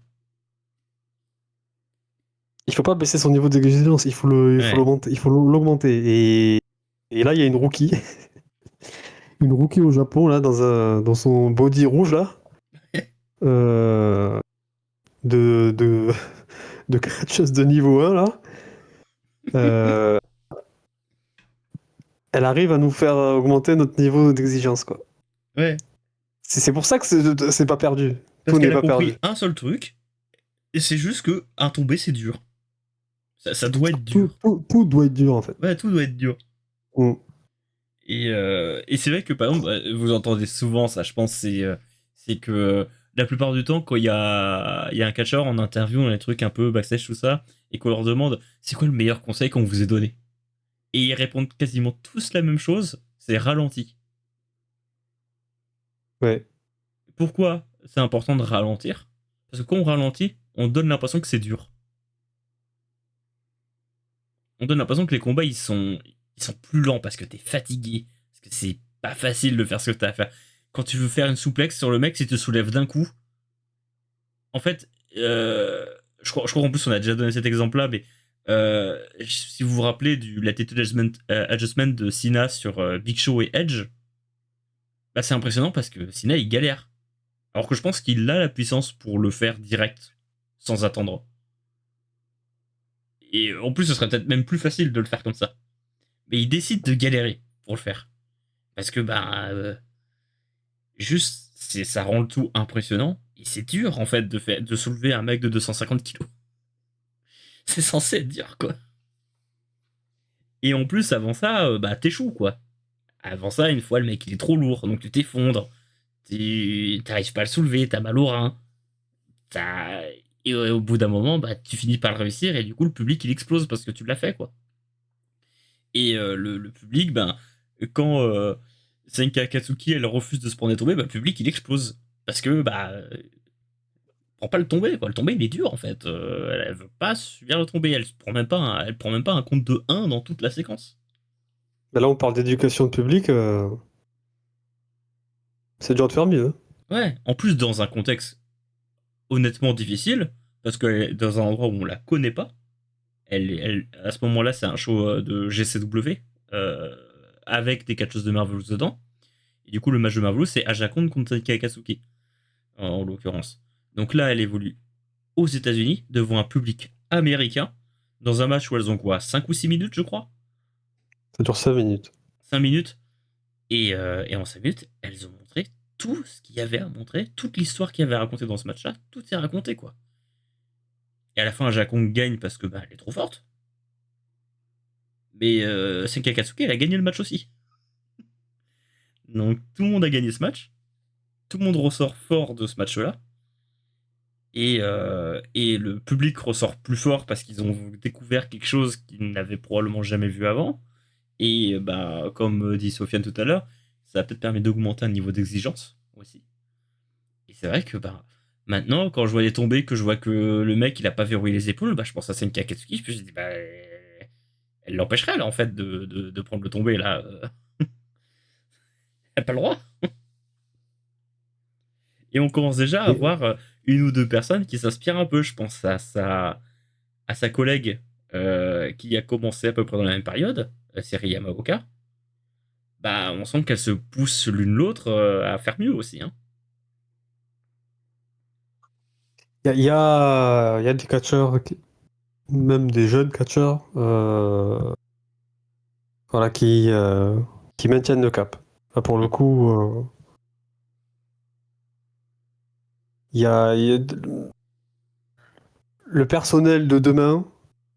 euh, il aura, j'espère, assez de qualité. Bon, surtout au Japon-Mexique, parce qu'aux États-Unis, j'ai un peu plus de doutes. Voilà, pour maintenir le cap et voilà, là, t'as parlé des deux grosses rookies chez les japonaises. Euh, c'est pas des rookies, mais Oiwa, Uemura, euh, ils ont, euh, ils ont un style vraiment moderne, terre à terre, et puis voilà, qui va permettre de connecter avec les gens encore bien longtemps. Donc, ouais, il y aura toujours, du moins, voilà, encore une fois, dans ces pays-là, au Japon, au Mexique, il y aura toujours les bons catcheurs qui vont prendre la relève. Et c'est pour ça que je m'inquiète moins pour, euh, pour ces pays-là que pour les États-Unis d'Amérique. Ouais, parce qu'il y a une éducation à ça aussi. Donc c'est vrai que quand tu grandis, tu as ces images-là dans la tête. Là où effectivement, bah, aux États-Unis, là, les catcheurs qui grandissent aujourd'hui, les images qu'ils ont en tête quand ils grandissent, c'est pas forcément l'exemple qu'on voudrait qu'ils aient, quoi. Ouais, ou alors ils sont entraînés au PC, quoi. Oui, oui, oui, en plus. Que, Et franchement, le PC, ça fait quoi? Ça fait plus de 10 ans, hein. Je me demande si ça fait pas 15 ans ça commence que à ça a été sortir ouvert. du monde, hein. Ça commence. Enfin, oui, je veux dire en quantité peut-être, Ouais. mais il y a Bianca Belair. Bon, là, bravo, vraiment. Il faut mettre, il faut peut-être même le renommer, hein, le PC. Hein, c'est le Bianca Belair Performance Center. Euh, Il y a Braun Strowman. Et après, il y a qui? Il doit bien en En avoir 15 ans. quelques-uns qu'on oublie, hein, mais Oui, quelques-uns qu'on oublie. En 15 ans, putain, tout l'argent que t'as mis dedans. il y avoir du Obafemi, quoi. Bah, j'espère pour lui. Mais Obafemi, il est arrivé avant-hier. Hein. C'est vrai. Enfin, je sais pas. Là aussi, il y a un problème, je trouve. Et je suis pas sûr que depuis 15 ans, les produits du PC qui n'ont pas été conservés par WWE, ils sont en train de faire les beaux jours d'autres promotions, que ce soit aux États-Unis ou ailleurs. Hein. Bah, je pense Bah, comme aussi que ça, parce que le il y a produit que qui? tu Il y a vends, Elias. ouais, oui, Elias, je crois c'est un produit PC.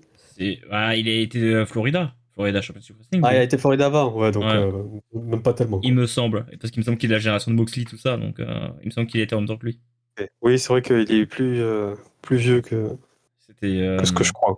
ouais, c'était Elias Samson, je crois, à ce moment-là. Et puis il y a ouais, puis du coup, c'est ce que t'éduques aussi à ces gens-là, parce que quand tu les fais grandir en tant que catcheur au PC, bah, je pense que ce que tu leur inculques, bah déjà, on se doute qu'ils leur inculquent le style très WWE, pour le coup. En même temps, ils auraient tort de pas le faire. Mais du coup, c'est pas, ils leur inculquent directement ce style euh, c'est de l'événement, quoi. C'est, on fait des TikTok quand on fait du catch aussi. Ils leur disent bien, L'hardcam, elle est faut là, regarder. donc fais bien ton finish voilà, en face de la hardcam. S'il y a un kick-out, ouvre bien la bouche et prends ton air le plus choqué possible. Voilà. Peu importe que ce soit une prise avec laquelle tu gagnes jamais de match. Enfin bon. C'est un peu ce côté-là. Et ces gens-là, ils ont pas commencé par galérer dans des petites salles devant 10 personnes et à faire les ouvertures de l'inauguration de la piscine municipale de Dunkerque. Là, ils ont commencé dans des belles conditions parce que c'était en plus déjà des beaux athlètes de base et qu'on a pris des personnes qui avaient souvent des beaux corps, entre guillemets, pour partir faire du catch. Et derrière, on leur a inculqué les idées de dire, bah voilà, maintenant, il faut rajouter tous ces éléments-là de storytelling dans les matchs, mais le storytelling très WWE, donc le storytelling qui se voit avec des grosses pattes, qui est un peu le même aussi chez All Elite, hein, pour le coup, la plupart du temps. Même si eux, il y a un peu de mixte, on va dire, mais ils sont pas les derniers non plus là-dessus. Mais voilà, c'est aussi un style très occidental, mine de rien, hein, je pense aussi, hein, parce que même en Europe, il y a un peu le cas, je pense, en France et au Royaume-Uni. Donc ça se ressent. Et c'est vrai que ben on voit ça aussi avec les catcheurs qui sont ces derniers temps relâchés de NXT ou des programmes deal, etc. C'est que souvent ils font plus de catch derrière parce qu'ils sont pas formés à faire du catch. Ils sont formés à faire du WWE aussi, hein. Et leur rapport au réel pour pouvoir fonctionner dans les autres compagnies qui proposent du catch plus standard, c'est Il difficile, n'existe hein. pas. Là, je Quand me t'es à rappelle de NXT, comment elle s'appelle déjà la catcheuse qu'on a vu affronter Mercedes Moné. Euh, Léa, quelque chose. ouais, bah le match il était pas fou. La Alors copine bon, de Catanzaro, quoi. ouais, voilà, c'est ça. Elle faisait déjà un peu de catch avant le Performance Center, mais elle a pas fait beaucoup non plus avant. Elle a, et on voit qu'elle est très standardisée de WWE quand le catch. Et là où Mercedes Moné est aussi étonnamment très standardisée de WWE, mais elle a su prendre ce style-là et l'adapter parce qu'elle a beaucoup taffé entre autres, entre le moment où elle est partie chez WWE et là où elle est aujourd'hui. Et en plus, elle avait une appétence pour le catch également. Donc, Et puis elle avait commencé avant aussi. elle avait commencé Elle un a, peu elle a avant. fait, fait des indies avant C'est ça, elle s'était un peu formée d'entrer avant. dans le système, quoi. Elle est arrivée chez WWE et elle avait une vraie passion pour le catch. Elle aimait du bon déjà avant et forcément, ça aide à apprendre des choses, quoi. Et ben, la différence, elle se voit dans ces moments-là, quoi. Quand on regarde le match là, le match il est pas fou parce qu'on aurait pu s'attendre à voir un match de WWE, mais au final, on a vu un espèce de mix de quelqu'un qui a trouvé le bon mix des styles contre quelqu'un qui est pas complètement sorti de ses années de WWE encore, quoi. Ouais, la solution, elle viendra pas de là, hein. Non. Et Elle d'ailleurs, viendra pas de là, hein. je fais une petite parenthèse quand même là-dessus, parce qu'on parle de rapport au réel depuis tout à l'heure. Le rapport au réel, on parle de catch, il veut dire ce qu'il veut dire. Parce que on parle tout à l'heure de catch très premier degré, etc. Mais il y a des personnages second degré qui existent, avec parfois des personnages très farfelus. Ça change rien. Le rapport au réel ne change pas pour ces personnes-là. Quand je vois un panda géant sur un ring, c'est un panda géant sur un ring. Oui, oui, c'est. Peut-être qu'on ne devrait pas dire par rapport au réel, mais rapport à ce qu'on décide de croire, quoi. C'est ça. Il y a ce côté de À ce suspension qu'on de accepte. crédulité qui existe aussi quand on regarde du catch. Et bon, on parlait de contrat qu'on accepte de signer tout à l'heure, mais il y a ce côté-là où on, on peut tolérer des choses et qu'on. Voilà, c'est vraiment juste une parenthèse, mais qu'on parle de rapport au réel. Ça veut pas dire que nous, on aime que le catch très vrai de mecs qui s'affrontent juste à Bah, coup moi, d'avant-bras. j'ai parlé de CMLL. Ouais. Enfin, il y a une des plus grandes fautes de CMLL, c'est un singe bleu contre un démon rouge Des démons. et ils font 1m20 les deux, quoi. Même pas, Ouais. je suis même pas sûr qu'ils fassent 1m20. Je pense qu'il doit faire 1 mètre tout court. Et une des plus grandes stars de CMLL, c'est un mec qui joue avec le feu. Oui, puis il y a un homme des cavernes, il y a un pirate, il y a un cadavre. Parce que Voilà. Difunto, c'est un cadavre. Euh, oui, moi j'accepte tout ça. Voilà, Et au c'est dans contraire, les je suis content contrats. de voir ça. Voilà. Moi, quand je regarde Shoko Nakajima, j'accepte le fait qu'elle pèse plusieurs tonnes. Parce que c'est un kaiju, quoi. Ouais. Mais ça, ouais, on l'accepte. Enfin, pourquoi on accepte ça moins facilement aux États-Unis? C'est voilà, on refait la boucle par rapport à ce qu'on disait en début d'émission, quoi. Parce que c'est le public qui donne le là, en fait, hein, aujourd'hui, Ouais. hein. C'est le public qui, Qui veut quelque chose de vrai, qui, mais pas trop. qui par des caprices, bah, chapeaute un peu les produits actuels et c'est pas une bonne chose. C'est pas une Ouais. bonne chose. Normalement, tu as une ligne directrice tu t'y tiens, t'as un cadre, tu t'y tiens. Et si tu fais les choses suffisamment bien, c'est le public qui vient dans ce cadre, Ouais. de lui-même. Et je pense qu'un Si, des problèmes aujourd'hui, c'est que le public est trop fidèle, de toute façon. bah, en même temps, encore une fois, hein, quand tu investis 7 heures hebdomadaires dans un truc, forcément, il y a une fidélité qui se crée. C'est ça, hein. Même plus que ça, est-ce que c'est vraiment une fidélité qui se crée? Bah, c'est la peur de manquer quelque chose, quoi. C'est le FOMO, le fear of missing out.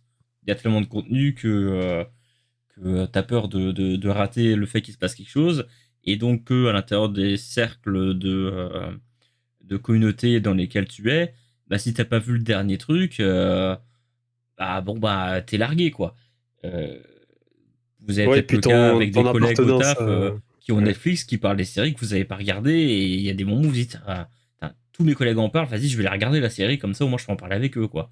Et vous l'avez peut-être pas aimé la série, hein. Vous la regardez quand même.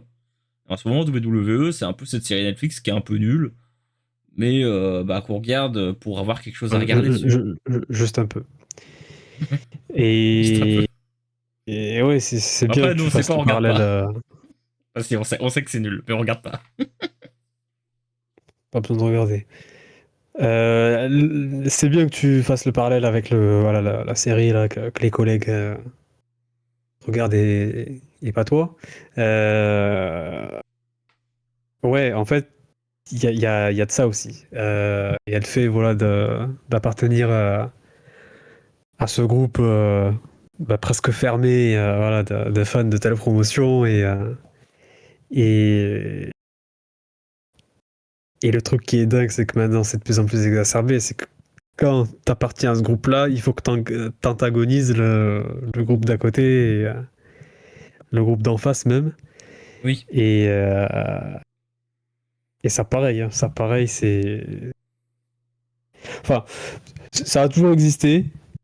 oui. Je sais pas si c'est un problème en soi, pour le coup. Non, moi non plus, parce que moi, ça me pose aucun problème de chier sur WWE en permanence. Le tribalisme, moi je l'encourage même, je pense. Ouais, moi je Je suis suis plutôt content. tribaliste. Je Je suis suis content. tribaliste de beaucoup de choses. Moi je défendrais mon bout de steak et j'aurais tendance à dire que il y en a qui font mal les choses. Par contre, attention, je suis un tribaliste conscient. Si au limite ils font de la merde, moi j'ai d'autres compagnies. Je regarde assez de choses pour pouvoir me permettre de chier sur d'autres. Je suis pas bloqué dans un truc. C'est l'avantage. On regarde assez de choses, toi et moi, Sofiane, pour avoir le côté, en fait, on n'a pas peur de se fâcher avec les contenus qu'on regarde. On peut arrêter de regarder. On peut aller regarder autre chose. Moi, aujourd'hui, enfin demain, au limite, il propose plus un contenu qui me plaît. J'ai déjà réussi à lâcher l'affaire de WWE. Je pense que maintenant que j'ai réussi à le faire une fois, surtout pour un truc que j'ai regardé pendant plus de 15 ans, je pense que j'aurais aucun mal à le faire avec d'autres compagnies aujourd'hui. Bon, vas-y, c'est pas grave, hein, je remplace All Elite, je regarderai chauffer XV, hein. Tant pis, hein. Hier, je vais remplacer Will Ospreay par Aura. Je sais pas si je peux rechange. J'aime beaucoup Mais parce que Aura. maintenant, t'es dans les eaux internationales, quoi. C'est ça. Maintenant, je Mais la suis. grande majorité des fans de catch aujourd'hui, ils sont, euh, ils sont dans leur bassin, là, dans leur piscine, entourés voilà, de fans de catch, de fans de la même promotion. Hmm. Et encore une fois, bon, voilà, lancer des crottes de nez sur l'autre boîte, bon, bah, soit, hein, ça existera toujours.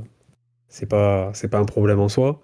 Mais, euh, mais ouais, le sentiment d'appartenance à, bah, ce groupe, quoi, à ce groupe,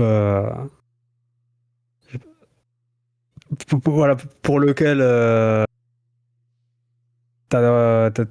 en fait, t'as pas envie d'être largué, comme tu disais.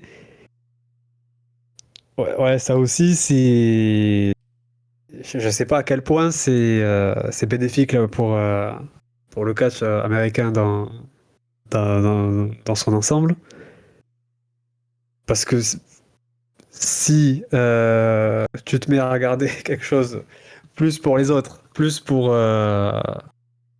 avoir ce sentiment d'appartenance que vraiment apprécier le produit que tu regardes,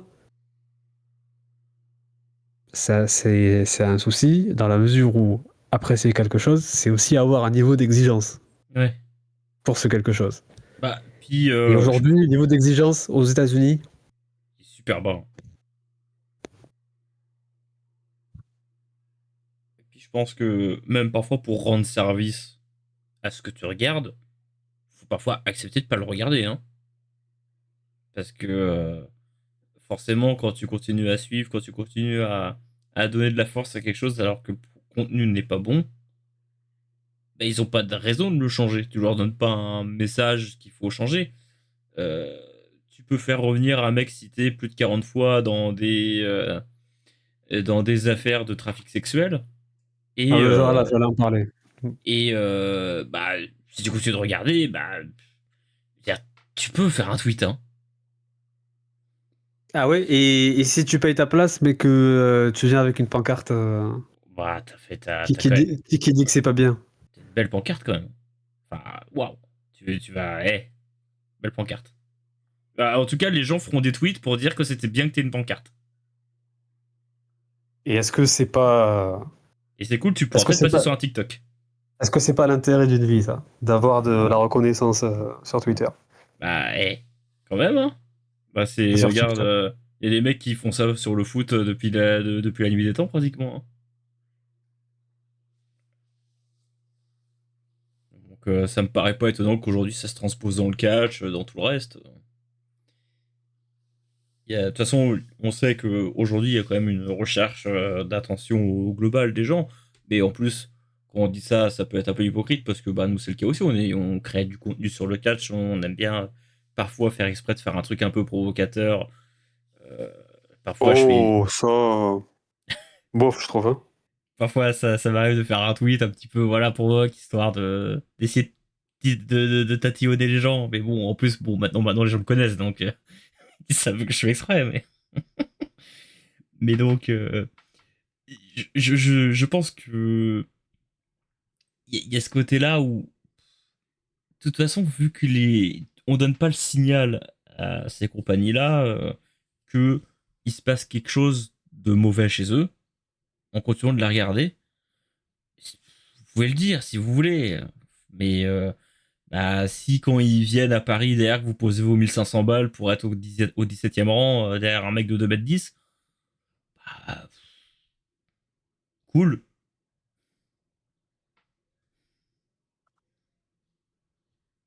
Le... le changement, il viendra pas du public européen. Hein. Ah non, bah non, il viendra pas non plus du public des États-Unis, hein. Il viendra de quoi alors? Ah ben, il viendra que, je pense, de conditions exceptionnelles qui feront que, hein. Il viendra que d'un procès qui bouleversera l'ordre établi des choses. Bah, C'est-à-dire? ah bah, soit il peut se passer, par exemple, je sais il y a le procès en ce moment par rapport au fait que Vince McMahon, il aurait négocié l'accord avec Tikeo en sachant qu'il allait partir, etc. Alors du coup, peut-être que ça remettrait un peu en question les accords avec Tikeo, justement. Ça pourrait bouleverser les choses. Ce qui pourrait bouleverser les choses également, c'est par exemple qu'une chaîne décide ah non là trop c'est trop, vous pouvez pas faire apparaître un Brock Lesnar sur les écrans. Là, il pourrait se passer quelque chose. Mais pour moi, ça pourrait venir que de là. Et je pense qu'aujourd'hui, euh, la vision qu'il y a aux États-Unis ne va pas du tout dans cette direction-là. Donc, je pense qu'il n'y aura pas de changement de cours.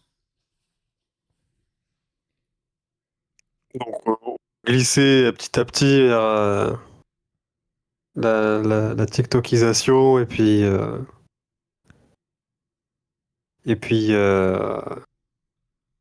Obafemi, il va trouver une catchphrase. Je sais Les gens, pas, il va ils dire font youth ou. ou je sais pas quoi Ils font il fait et Ayam Darula. Et les gens, ils font ouh quand il est entre chaque phrase. donc il y a déjà son truc en fait. Et il a déjà son truc, hein. Ah ouais. Putain, je suis en retard. Ouais. C'est- Ils ont déjà niqué Obafemi. Merde. Bah, après, Avant moi, qu'il arrive. ça fait longtemps que j'ai pas vu de match, mais que j'ai rien vu, mais Mais je sais juste que voilà, ils font ouf entre à chaque fois qu'ils finissent une phrase. Donc, voilà, quoi. Bel avenir en tout cas, bel avenir dans ce sport, hein. Euh, Est-ce qu'on peut finir sur une chose positive? S'il y en a une? Ben, Enfin, si on finit, hein, ça se trouve, on n'a pas fini. si, mais je pense que peut y avoir des choses positives. Je pense que s'il y a une éclaircie, bon, je parlais de. Là, je parlais, je pense, beaucoup de WWE quand je disais ce que je disais tout à l'heure. Je pense que l'éclaircie peut éventuellement venir de All Elite, pas grâce à All Elite en lui-même, mais grâce au fait qu'All Elite c'est plutôt une compagnie qui est ouverte au monde. Du coup, le fait qu'il soit ouvert au monde et que de temps en temps on ait du monde de NJPW, de CMLL, du Royaume-Uni qui viennent de temps en temps, ou chez qui ils vont de temps en temps, je trouve que ça aide All Elite à rester dans des bons rails parce que en fait, ils essayent de convaincre des publics. Là où WWE, ils ont plus besoin de convaincre qui que ce soit. Ils ont ce qu'ils ont et ils les gardent. Et ils s'en fichent de les fidéliser parce qu'ils se sont déjà fidélisés de toute façon. On voit bien, de toute façon, ils remplissent des arènes alors que les prix sont indécents. Donc, ils ont pas besoin, ils ont besoin de faire aucun effort. Là où l'élite, ils ont besoin de faire des efforts. Donc, je pense que s'il y a une éclaircie aujourd'hui, elle vient de là, elle vient du fait qu'il n'y a pas assez de gens qui regardent l'élite. Le jour où il y a trop de Oui, c'est monde qui vrai. regarde l'élite, c'est là où ça commencera à devenir dangereux. Si All Elite atteint les audiences de WWE, ça deviendra dangereux. Tant que All Elite reste derrière, pour moi, il n'y a pas de souci. Donc tant que All Elite est numéro 2, pour moi, je pense que c'est une bonne chose. En tout cas pour les États-Unis.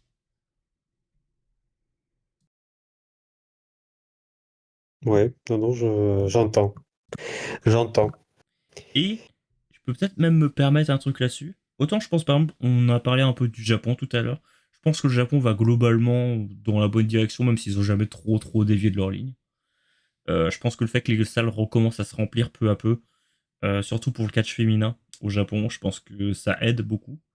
Et on a parlé pas mal de Sayaka Mitani tout à l'heure, mais bon, on a parlé un peu du négatif, mais on a aussi beaucoup parlé du positif de Sayaka Mitani.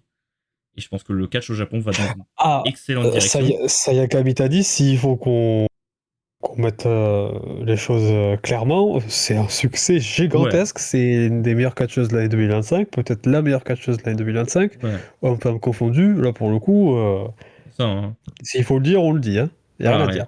il y a 99% de Enfin, rien d'autre à positif, dire. il y a un truc qui me dérange un chouï, mais je veux dire, ça pèse même pas dans la balance, hein.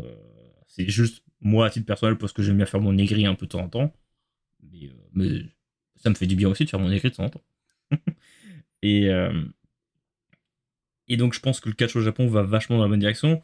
Bon, c'est MLL, Mexique, ça bouge pas trop. Bon, en AAA, c'est dur à juger parce que aucun de nous regarde vraiment. Et là, chez eux, ça bouge pas mal, mais du coup, c'est un Alors pas peu mal. dur à juger.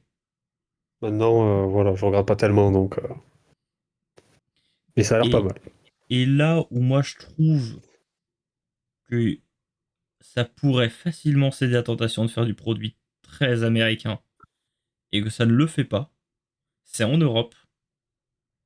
Je trouve que le produit européen est d'une qualité assez bonne et que c'est un mix super cool entre les produits japonais, mexicains et américains.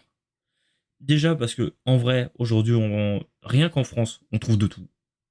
Il n'y a jamais eu autant de contenu catch en France qu'aujourd'hui. Pratiquement dans tous les coins de la France, il y a du catch qui est proposé. Donc il y a moyen d'aller voir des trucs. Moi, il n'y a pas très longtemps, je suis allé voir un show à Rennes de Freya, qui était très sympa. Et qui était plus proche voilà, du show classique, qui est proposé pour son public sur place. Et voilà, qui est pas forcément pensé particulièrement pour être diffusé à la télé. Il y a l'histoire un petit peu à gauche à droite, mais t'as un show de catch qui est plus pensé un peu comme. Alors c'est dur de dire que c'est un show de tournée parce qu'elles tournent pas. Elles font pas 15 shows dans l'année non plus. Euh, Si elles en font 3 dans l'année, bon bah c'est déjà bien. Mais c'est un pay-per-view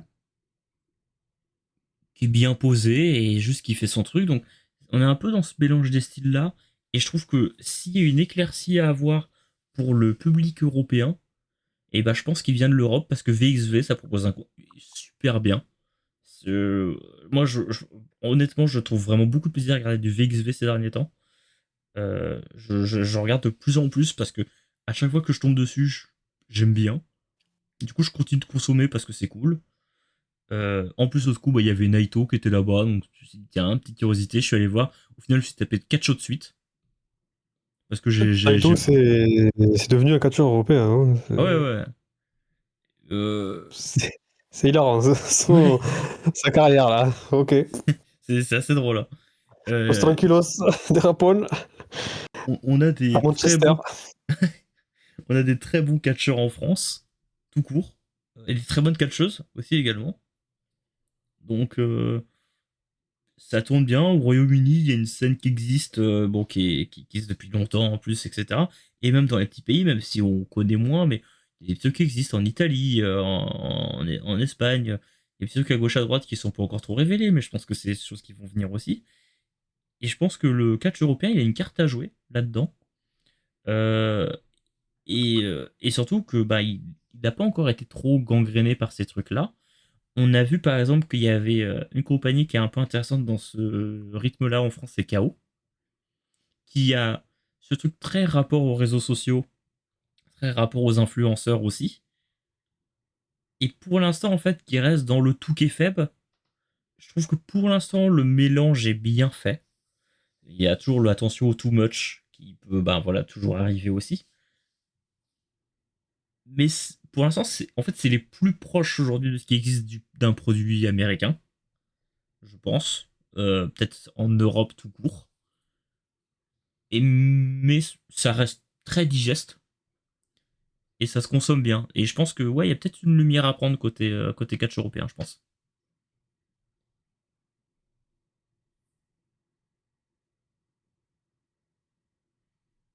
Si, voilà, s'il y a des tendances positives à relever, il faut le faire. Où qu'elle se trouve. Bon, soit il y en a un peu partout, c'est juste qu'il y a un Oui, pays et malheureusement c'est le plus c'est influent. le pays qui domine et le plus influent où il y a le problème. Bon, on verra bien. On Ouais. verra bien. Je sais pas si on tire quand même une petite sonnette d'alarme, mais Ah, je pense que y a une petite sonnette d'alarme à sonner, mais il y a des petits feux de réconfort qui traînent à gauche à droite. il y a du personnel. Il y a du Ouais. personnel en place très bon. Après, pour la suite, ça on verra. Ce sera peut-être l'objet d'une autre vidéo. Voilà, si on décide de prendre les catcheurs de moins de 30 ans aujourd'hui, voilà, aux États-Unis, et puis faire l'état des lieux de qui dominera le sport là, pendant les prochaines années, ce sera quelque chose d'intéressant à faire. Ouais, Je je pense pense. aussi. Hmm. Et en tout cas, en parlant de TikTokisation pour conclure un peu ici, euh, vous avez été très nombreux à nous suivre ces derniers temps par rapport au contenu shorts et contenu TikTok de Squash News qui a été fait. Et merci à vous de nous suivre. Je sais pas si du coup, en étant un public arrivé par les shorts, vous serez arrivé jusqu'au bout de ce podcast. Mais si c'est le cas, merci à vous de nous avoir écoutés. Euh, c'est ce genre de format-là qu'on est en train de faire qui a un peu commencé à l'existence de Squash FM. Euh, donc voilà, nous aussi on se TikTokise un peu. Donc on, Oui, oui, on- mais on peut TikToker, mais jamais en devenir toqué poteau. et c'est la bonne manière de conclure. Donc Ouais, je n'hésitez pense que pas c'est. à nous suivre sur tous nos réseaux, que ce soit sur Deezer, Spotify, Amazon Music, Blue Sky, Twitter, TikTok, Twitch. Euh, Et donc, je vous dis à la prochaine. Ciao.